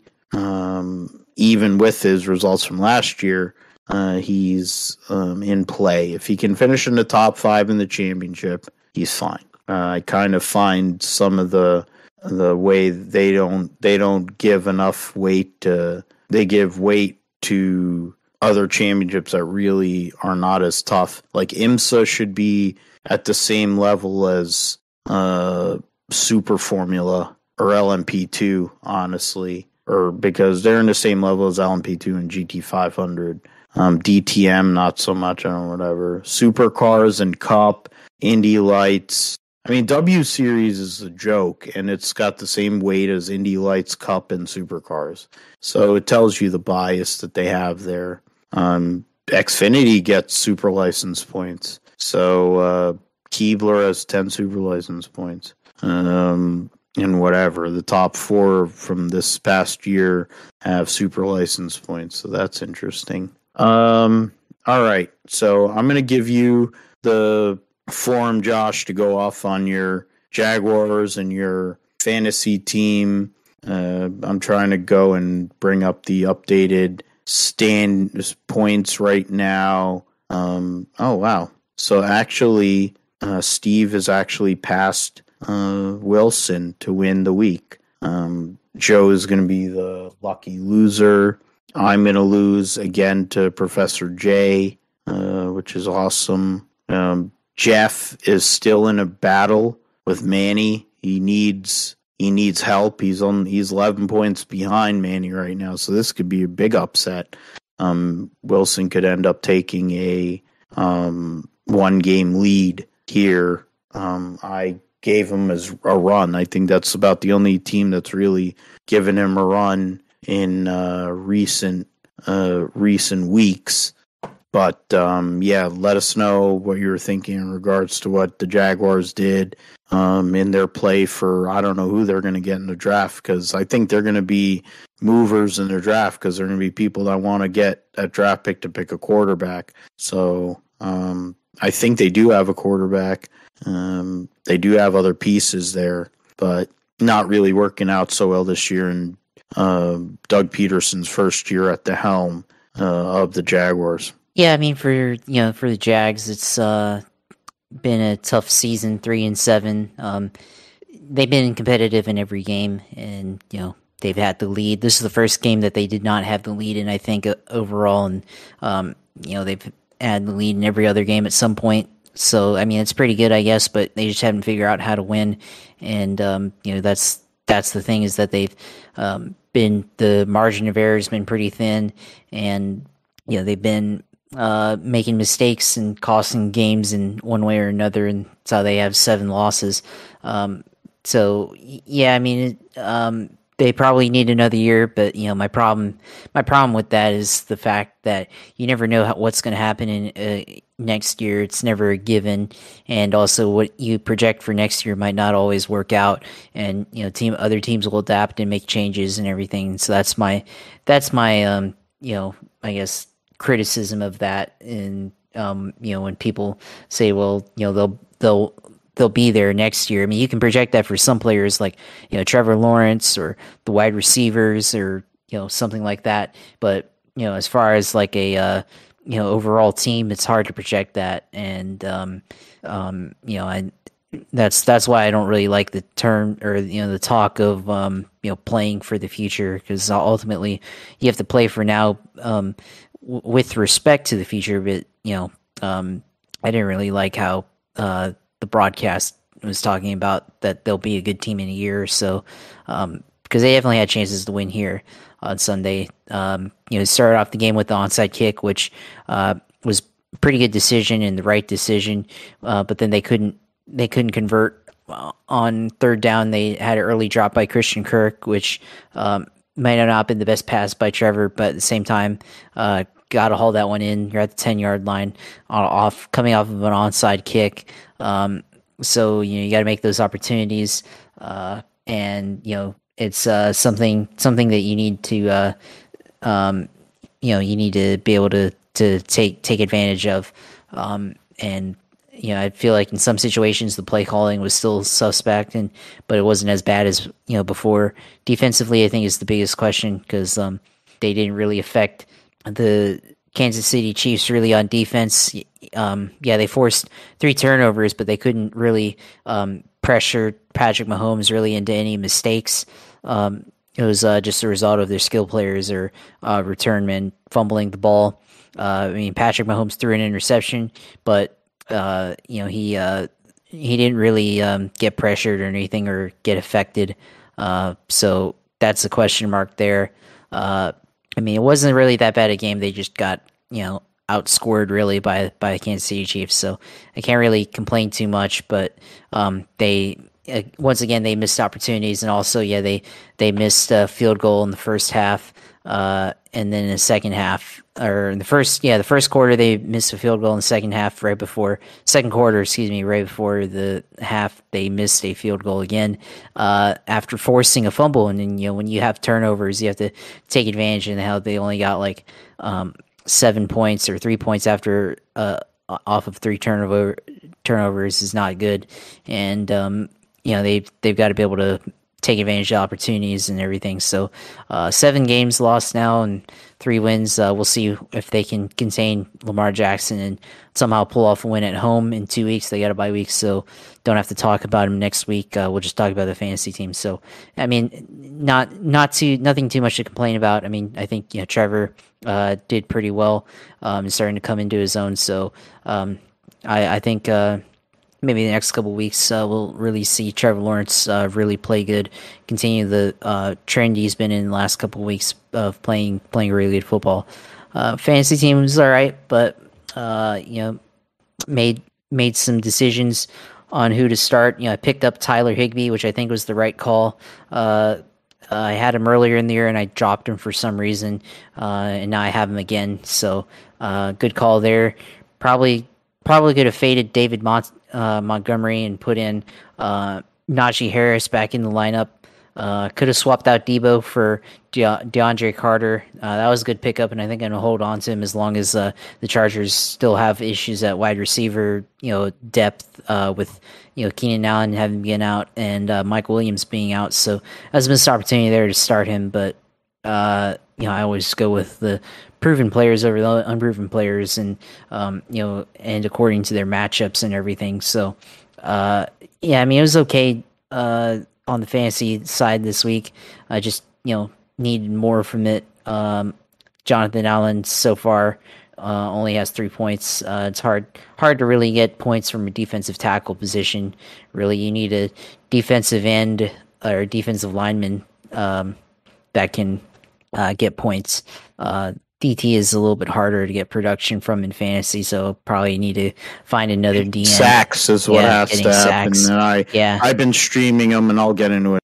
Yeah. I think that's the strategy there. So we'll drop to 5-5 on the year. I mean, looking at the scores, looks like it's going to be a stranglehold on 4th, 5th, and 6th. There's going to be a hodgepodge of mediocre fantasy teams or teams that can't get out of their own way. So it's going to be interesting from here on out to try to get into 4th spot. I think it's pretty clear, unless I can turn things around, it's going to be just a fight to try to get to 4th place for the fantasy playoffs. So got a couple of more weeks to do that. So gotta start having more consistency there. But we'll just keep on going throughout the next couple of weeks here and see how we can do there. But I mean, overall, my skill players I felt did pretty well, but just came up short in some areas. But it is what it is. So we'll take the L more than likely, unless something happens here in that last couple of minutes in this game and Monday Night Football and move forward. But it's been a pretty interesting season. Definitely a very very challenging one. Yeah, I'm adjusting the chart in our for our fantasy because I keep. Oh man, that was almost an interception. Or no, that was a pick. Or that was a catch. I thought it was okay. Still a 2-point game. Washington trying to do the upset 11-point dog in this game on a third and 13. Taylor Heineke. Oh boy, that's not good. You better get rid of that ball. He threw it out of bounds. Okay, yeah, they're going to lose the game. But I'm going to be a lucky loser more than likely. Steve looks like he's going to win for third week this year. Wilson has won. How many? I mean, he's won with 3 different team names. 1, 2, 3. Yeah, so he's won. 1, 2, 3, 4. He's won 4 times this year. Steve's won 3 times this year. Joey has won twice. So there's only 4 guys that have won high points. Wilson's got the best team, obviously. Jeff is going to end up taking a double. He's going to be tied with, oh, wow, that's a field goal. That's huge. Whoever their kicker is really effing good. 26-21 there. I mean, my fantasy team, I'm going to end up losing to Professor J again. Tight matchup, needed more productivity out of Greg Dulcich. I mean, you brought up Tyler Higbee. I dropped him because he sucked. And then, of course, everybody I drop ends up playing better for other people. Cameron Hayward shit the bed for me. Eddie Jackson has been terrible the last 2 weeks and 3 out of the last 4. And to be fair, he's been bad for most of the time I've had him. And I probably should have dropped him. But, Professor J's IDPs ended up 47 points. Right now, I only have 29 points. So that's 18 points. Right now, I'm down by 12. So, and he has Terry McLaurin, who has 128 yards on 8 receptions and a solo tackle. So, because of an interception. So, Brian Robinson has 23 rushes for 79 yards and a touchdown. So he's had a good game. He's done his part. I needed a miracle. Dulcich didn't do anything. My IDPs didn't do anything. My quarterbacks, basically it was an even game. He didn't even have a player in one of his flex spots. So I'm going to fall to 4-6. More than pretty high likelihood I'm falling to 4-6 here. Josh is going to fall to 5-5. I'm going to drop to 7, so I'm going to fall out of playoff position. Vic, who had a nightmare start to the year, is now back in the race. There'll be a 4-way tie. Joey Sly, 55-yard field goal. So 4-way tie for the last playoff spot. Wilson ends up going and getting another victory. He'd be a game ahead of Jeff and Professor J, who both be at 7-3. Wilson 8-2. Joe and Josh should be at 5-5 as of now. Jeff could still win. He's 5. He's essentially like 6 points behind, and he has 4 players. So there's a pretty high likelihood there. Joe has lost, but he has Taylor Heineke, and Taylor Heineke is not really. He's had 1 interception and a fumble lost, so that'll do it. C.J. Gardner-Johnson has an interception and 2 pass deflections, so that doesn't help Joe's cause. He left a lot of points on the bench this week. He'll probably be ruining that. He would have had a better chance. Optimal lineup would have been even with his So even with his optimal lineup, he still would have lost, actually, with Heineke on the bench and Mike Evans. So can't really say anything. I mean, that's because and that's with the points right now. So and Vic had Aaron Rodgers on the bench, which I find surprising, and he had Jacoby Brissett instead of Aaron Rodgers starting. Only lost 5 points that way. He got bailed out by Derwin James and Rashad Evans and the IDPs. You got robbed on that side. I mean, David Montgomery, I'm debating cutting him on my other team. Gino didn't have his best game by any means. Derrick Henry had a meh game. Higbee actually had a good one. I mean, now with Cooper Kupp hurt, it's going to be a problem for them. Rondale Moore had a good game, so that's a good look. I mean, the Raiders are a disaster, but they're going to throw the ball a lot. So it's interesting to see what happens there. Niners won yesterday. It wasn't pretty, but they won. McCaffrey gets a touchdown, but doesn't have as many carries as Elijah Mitchell, who returned from the IR. Some of the play calling in the red zone was questionable or borderline terrible.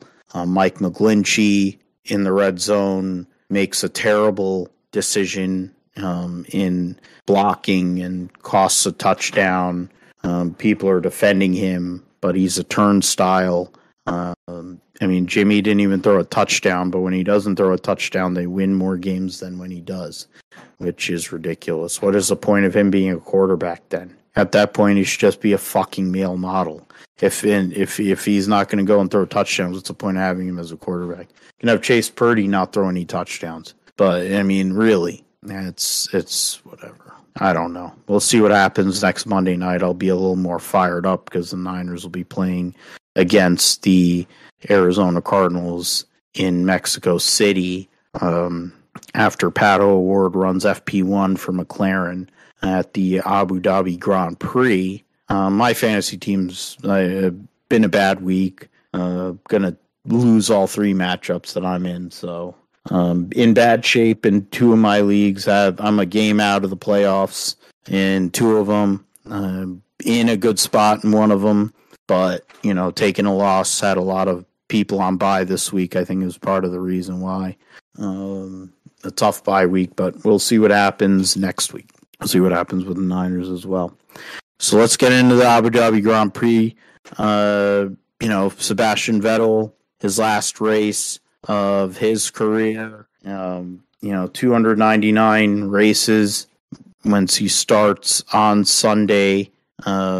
It's pretty crazy to think that Sebastian Vettel is retiring. 53 wins, 57 poles, 122 podiums. This year is the first time. This year will be the first year since 2007 when he made his debut in Formula One that he didn't get a podium, which is interesting. Since he's moved over to Aston Martin, he has not had a lot of success, of course, because of, he got COVID. And 2020 was a disaster year anyway. It was a complete throwaway of a season in 2020. Yeah, I forgot about that. That was a really bad year. And then he joined Aston Martin in 2021, but he wasn't able to run every race because of the COVID. So that's a crazy thing. But he 53 wins in Formula One. Average finish of 7, which is amazing. Over 3,000 points, led 3,500 laps. Won 4 consecutive world championships, finished second another 3 times on top of that. Is one of the greatest drivers ever, man. And he's going to be missed because I think he had some rough edges for sure in his earlier days, and he had a lot of similarities to what, Fish Lips is now, but what the difference is, he kind of woke up and said, you know what, I want to be a better person. I'm going to become a better person. And the reality is he became that, and he's got, who knows what he's going to do. I'm kind of thinking he's going to end up owning an Extreme E team or a Formula E team. Because what the hell? I think he's got bigger plans in general, which is great, and it speaks to what kind of man he is at age 35 and what he brings to the table. I don't think he's done with racing as of yet. He's going to take a break. I don't think he's going away. I think he's going to be a team principal. He's going to own a team in some sort of fashion in one of these formulas that's more about sustainability. So whether it's Formula E, Extreme E, one of these other things are coming around, I think he's going to have his hands in that. DTM is trying to go to an all, biofuel or electric formula.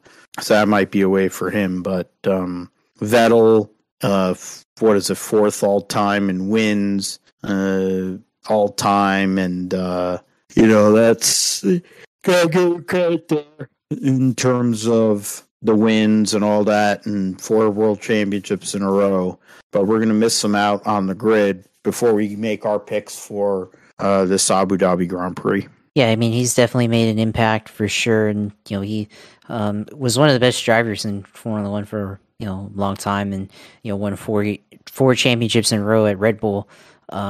Actually, yeah, 4 championships in a row there from 2010 through 2013, and he was a really good driver during that era, and also finished second in 2009. So that was a pretty dominant era for Red Bull Racing, and they haven't been that dominant really as a team until now with Verstappen. It seems like now they're finally beginning to reclaim that dominance from that era. So it's he's going to be missed for sure, and he was definitely one of the best drivers that we've seen ever in Formula One. And during his second part of his career with Ferrari, as a pretty good challenger to Lewis Hamilton for a couple of years, and he had opportunities in 2017 and 2018 to possibly take it the fight to Lewis, but Lewis ended up outclassing him in both of those years. But he's been one of the drivers who's also been critical of the series when he needed to be, and I think one of his quotes that I remember from him is like, "Honestly, what are we doing here?" And that's I think what you can say about a lot of the Formula One races and things in racing in general. But I mean, he's got a good legacy in racing, and also he'll be a guy that I think will be very active in racing post career, and then also he's trying to be an activist, and sure he'll try to continue to be very very active in I guess climate change and other things for whatever it's worth. And he's somebody that's going to try to I could see him doing Extreme E or Formula E or something like that to like as some kind of involvement there to continue to push for change and things. So we could see him in there, but yeah, definitely be missed. 299 races and everything. So kind of wish it would be a 300 career race just to make it an even number, but can't always it's not really that significant. But still what a great career in Formula One for sure. He's a legend, 3rd all-time winningest driver in Formula One behind Lewis Hamilton and Michael Schumacher, who was his mentor. And of course, Sebastian Vettel has been a mentor to Mick, who will be making his last start, at least for now, in Formula One this weekend at Abu Dhabi. So with that, I was looking at the drivers right now. So then after this weekend, Lewis would be active, and then right now, Verstappen, 7 wins away from Senna, 17 away from Prost, and 19 away from Vettel. That's basically his target. Alonso has not won a Formula One race since the 2013 Spanish Grand Prix, and he's been involved in Formula One, on and off since 2013 till now. For 3 years, of course, he took away for WEC and other shit he did. But and that's really what it is right now in terms of active racing, active drivers. Bottas is in a back of the field car. Ricciardo's going to be taking a break from Formula One, becoming the test driver for Red Bull, more than likely, it seems like. In terms of, other drivers that are active, Leclerc has 5 wins, Perez has 4, and then, Gasly, Ocon, Sainz, and Russell all have 1. So, there really ain't anybody on the grid that has wins outside of Lewis that can compete, other than Lewis and Fishlips. In that case, I mean, in regards to what I think is going to happen here at Abu Dhabi, I said it. I figure Verstappen gets another win, and then Mercedes is up there. I'll say George Russell. So I'll say Verstappen, Russell, and then Ferrari will be up there, but I think it'll be Carlos Sainz. The driver that'll get second in the Drivers' Championship will be Sergio Perez, finishing fourth, and Charles Leclerc will finish fifth. So I'm going to go and put that in there. So F1, Abu Dhabi GP. So I guess we forgot to put the picks for last week. Yeah, but we both just said Verstappen. Yeah, we both said Verstappen. That's what it was. So Abu Dhabi Grand Prix, MV to win. I said Russell second, Sainz third, which could actually give Sainz fifth in the World Championship based on what I'm saying. Perez fourth. That's not what I want, believe me. Or for Sainz to go and take over Hamilton, and then Leclerc fifth. That's Phil. Yeah, so that's my picks for this weekend. I would say the wild card would be Sebastian Vettel, and then Phil's wild card is Seb Vettel because it's his last race. He doesn't give a fuck. So. How about you, Josh? Yeah, for me, I'm gonna go Lewis Hamilton, Mercedes, winning the final race. He hasn't won a race this year, and I think it's important that Lewis doesn't go winless in his career.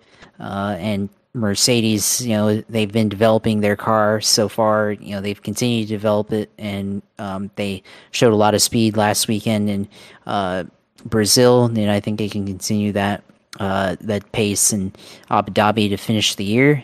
Kind of a last laugh of the year, last gasp, and I think Lewis has the capability to do it. I think second goes to I'm going to say that second goes to Verstappen, but third goes to George Russell.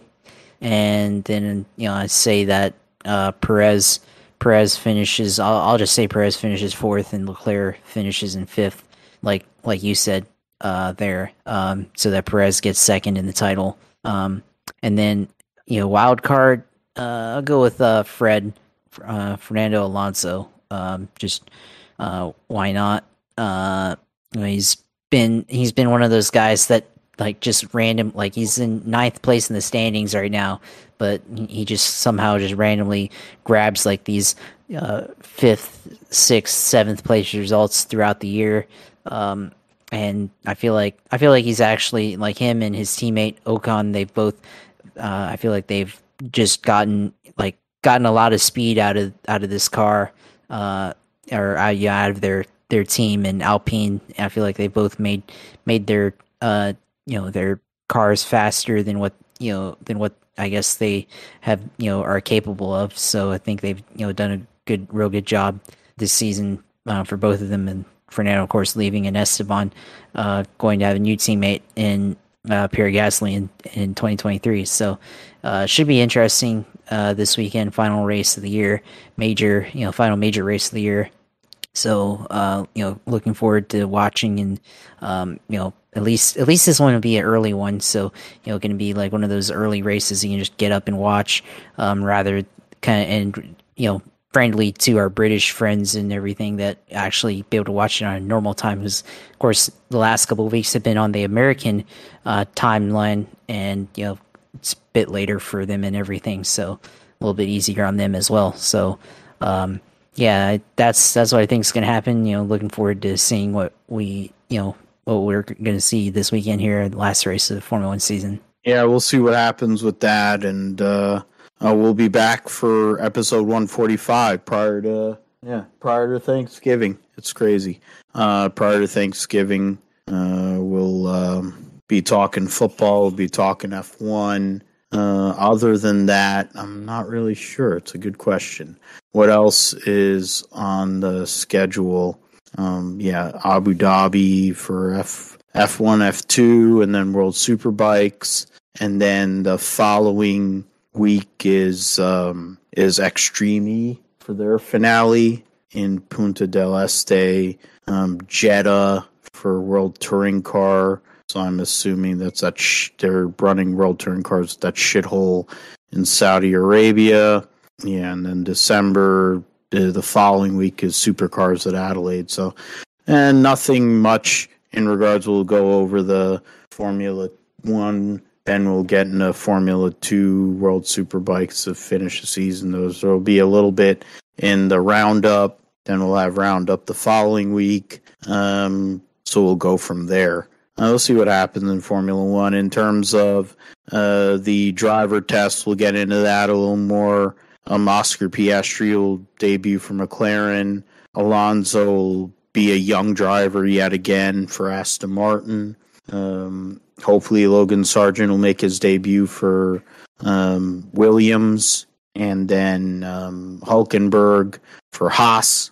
And then, I think that's... And then Pierre Gasly will also get to drive for Alpine for the first time. Is that that's a touchdown. That's going to mess the lineup. Is it going to mess up the line? Is that a pick? Oh, that messes the lineup. They went over the line. It's 32-21. They beat the line. Oh, boy. Oh, wow. Eagles. And so not only did the Eagles lose for the first time, the people that pick Washington at plus 11 just got screwed because of that play. So that's going to be on Scott Van Pelt's Bad Beats here in a few minutes' time on SportsCenter. So Philadelphia is undefeated. Washington they're no longer undefeated. Yeah, Philadelphia is now 8-1. And Washington, I think, has went past the 49ers to become the last playoff seed.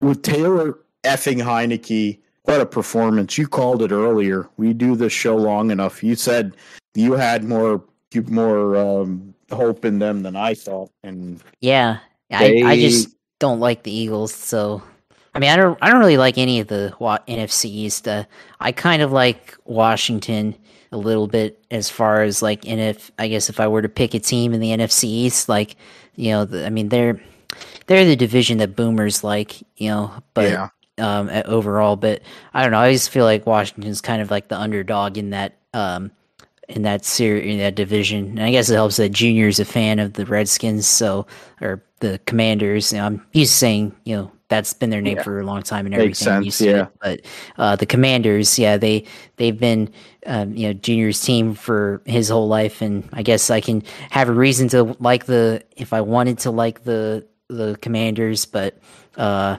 mean, it's what it's fine. But I mean, this is probably one of the games where you wish you had a team defense rather than IDPs, because the Washington defense they had a good game overall, and return touchdown that's just adds if you had a team defense along with the sacks and the interceptions and the forced fumbles, that's probably like a 20-point game, I'd say, out of a team defense.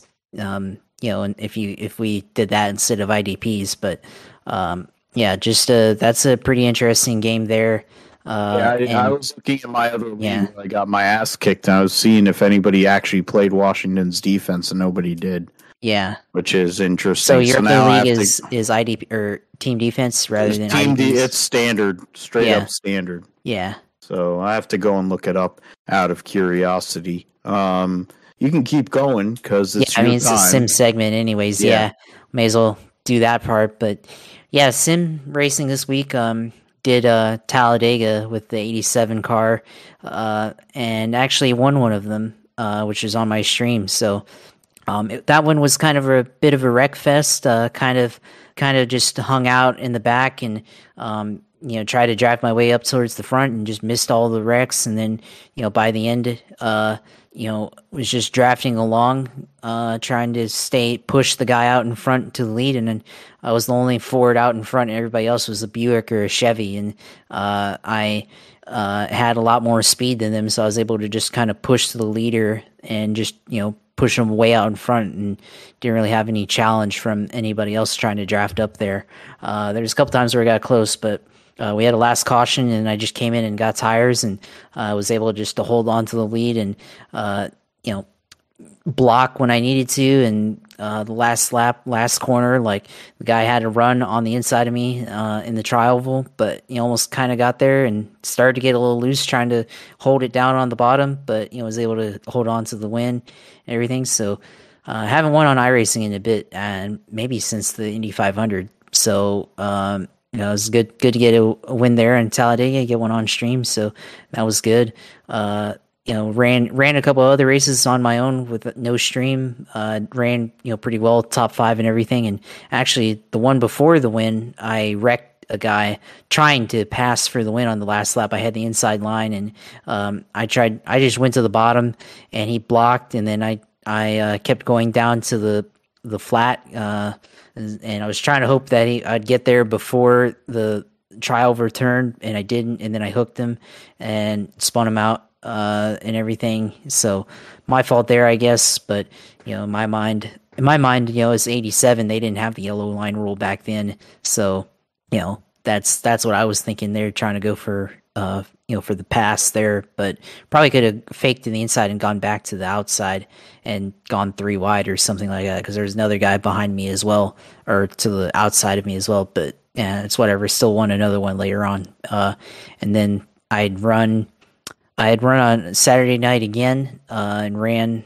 tried to go for another win, or at least another good finish, and got wrecked pretty early into it. So sometimes that's how Talladega goes, but I was able to get one in there and get a win. And then I actually raced Talladega with the IndyCar. They had the Indy cars at Talladega, and it's pretty interesting. You go 256 miles an hour in the draft, and then you have to lift to get out of it because you catch up to the back of other cars pretty quickly. So you get it, you kind of hang back a little bit, and then you just get a super mega run, like as you start to get closer and you're in top gear, 6th gear, and then get up to 250, 255, and then you have to, once you get right up to the gearbox, you got to touch the brakes and everything. So ran well there too. I think finished 5th or 6th in that one, but it was definitely a crazy race, and it was interesting. Not a whole lot of room to pass and everything because we're all kind of stacked up against each other. It's a little bit harder to maneuver around in traffic because you can take a little bit of contact in NASCAR, but in IndyCar can't really take that much, or else you're going to pirouette into the air and everything. So taking a 6th there, or 5th there is not bad for the field and for the track type and everything. But that was a pretty interesting run there. Did Ferrari GT3 at Road America a couple of times. Finished all right there. I think I had one in the podium, and another. I'm not sure where I finished another one, but I ran that one a couple of times too, and think I got a podium there. But yeah, that was good at Road America. Always like that track as well. So this week, well, I'm trying to pull up the schedule here, and it wants me to log in.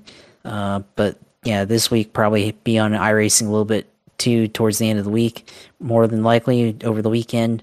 I had a little bit more time this week since we had the hurricane again, Hurricane Nicole this week in Florida.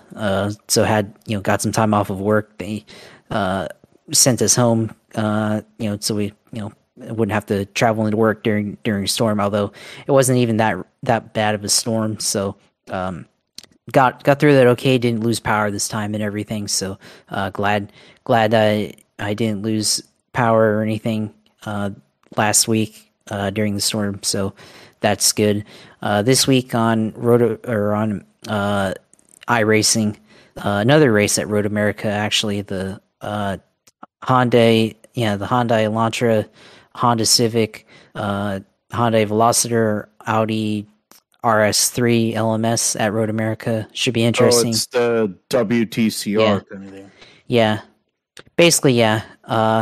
Got Cup at iRacing Super Speedway. Should be interesting. IMSA at the Roval this week. Let's see what else.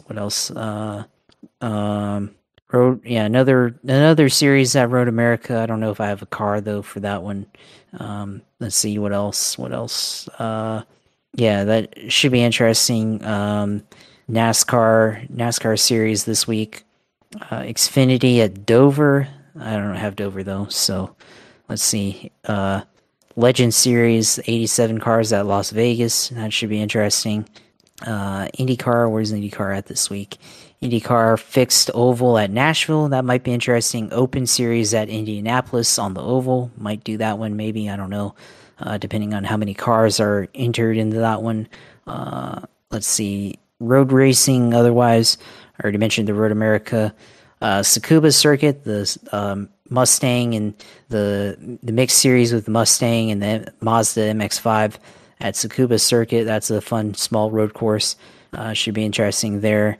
Got the fixed sprint Formula One series at Indianapolis road course. Might be interesting. So yeah, there's definitely a lot of interesting choices here this week on iRacing. The Indy Pro 2000s at Iowa Speedway, that might be an interesting one. Definitely always a lot of choices to go around in iRacing, a lot of different classes to compete in. So yeah, definitely have to go around and try all these races and everything, and try to win or get a good finish, and just try to race. That's why we do it. That's why I do it, just to have fun, get the feeling of racing, and actually have a real racing car, or racing job like all these other guys, and you want to try to be like them, I guess, and just have fun. So that's what it's all about. So yeah, that's this week on iRacing and what we'll be planning to do. I guess the Open Wheels 500 is this weekend. If people want to watch that, they'll be streamed on YouTube, I think, and I think on Race Pro or whatever, it's Race Spot TV. So go watch that if you're interested. I'm not entered this year, but I might tune in if I have time just to see. We'll see how that goes. It should be an interesting race. I think that's all I got this week for sim racing. Of course, close that show now. Start off with, of course, you can follow my Twitter, JP Huffine. Go on there, see the takes I have on the Jags, Formula One, NASCAR, and everything else. See, what else I got to say on there, and gather any information you want off of my timeline, or interact with me or whatever. Follow the Twitch stream, twitch.tv/usailor2, and go watch how I did at Talladega this week, and all my other highlights from throughout the year on there. Then of course go on the YouTube channel and subscribe to our page where we have the podcast in video form, and go in there and watch or listen with the video in the background. Go in there and subscribe at Ripshire Podcasts on YouTube and see our stuff there. So of course, always glad to do it with you this week. Closing out the year, should be interesting the rest of the year in football, and closing out the year in racing. So yeah, it's been a good season, and of course, always glad to do it with you, man. Absolutely, brother. I'm glad that we get to do this, and we got to go and we'll get it a little different than what we usually do with that list. So Philadelphia loses a game, so that's something. The Washington General Commander Redskins won against the Philadelphia Eagles, and now the Minnesota Vikings are tied for the number one seed in the NFC. So that's something to look at. It's been a topsy-turvy week. As it stands right now, in our fantasy football league, the top four are pretty set. Myself and Manny are tied. Steve takes 2 points, so he's 9-11, 2 wins. Josh, that's a rough week for your situation. Vic is actually tied with you now. Some 13. Okay. So now, all right. It's interesting. Your record overall in the fantasy league is actually 5-5, but your record and dual record is tied with Vic, who started, I think, we have 5. four points scored. Which is, so the reality of the world is the dual record determines any tiebreakers and all that. So right now, I kind of need some wins here. We got 4 weeks to go in the regular season. As it stands, I have a 1-game lead on Steve in the duel. And in regards to, he's ahead of me a game. So I have a 1 game ahead of him in the duel, and he's a 1 game ahead of me he's tied with me in overall in the, so right now you'd be the one that gets screwed. If things kind of hold up the way they are, Joe would make it, because you'd get bumped out by Manny, because for as bad as Manny's team has ended up doing, he's 8th and you're 5th. So we'll see what happens. It could be, there's 4 weeks to go. So trade deadline, there's still 2 weeks to go in the trade deadline for us relative to other leagues. So maybe Luke, maybe some other teams are willing to make some moves. But you can follow us at GripsterPod on Twitter. You can follow me at Philip G. Matthew on Twitter. Follow Josh JP Huffine and USailor2 on his Twitch stream. Follow us on any place you can find podcasts. And we'll be back next week for episode 145 of the Gripster podcast to get into pre-Thanksgiving celebrations and what we're grateful for. We always do that here as the kettle's going off over there. We'll go over what happened at the Abu Dhabi Grand Prix. We'll get into Formula 2. We'll also discuss the other racing series that are going on. And we'll talk about Week 11 in the NFL, talk about Thanksgiving, and we could probably do a segment after the Formula 1 for what we were grateful for this year in motorsports, since we're basically done. The motorsport season, essentially, outside of a couple of big races, is done after the start of December of the supercars. So I don't know if Formula E starts their championship in December. I don't think they do, but so we'll talk all about that here on the GSP. So for Josh, I'm Phil. Take care. God bless. Be nice to one another. Hopefully I'll have some positive announcements in regards to my bowling game. It hasn't been pretty so far this year. I'm trying to make some changes there, trying to make some changes in general. Josh can win a race. I can go and bowl a big one, and we won't wreck any Hertz rental cars like Uncle Bobby did, which Steve Shunk went and showed the letter that was sent to Uncle Bobby. So check out my Twitter feed if you want to get more interest in that. Thanks for listening. Thanks for supporting us. It's a passion project for us. It's something that we do. Just talk about racing, and it's nice and loose. I have fun. We have fun. We're friends. We're bros, and we're going to continue doing this for a while. I don't care. We're going to keep on doing this. I'll be old and going to need somebody. I'm going to need a voice gimmick to do it. I'll keep on doing it because I love this shit. So for Josh, I'm Phil. Take care. God bless. Goodbye.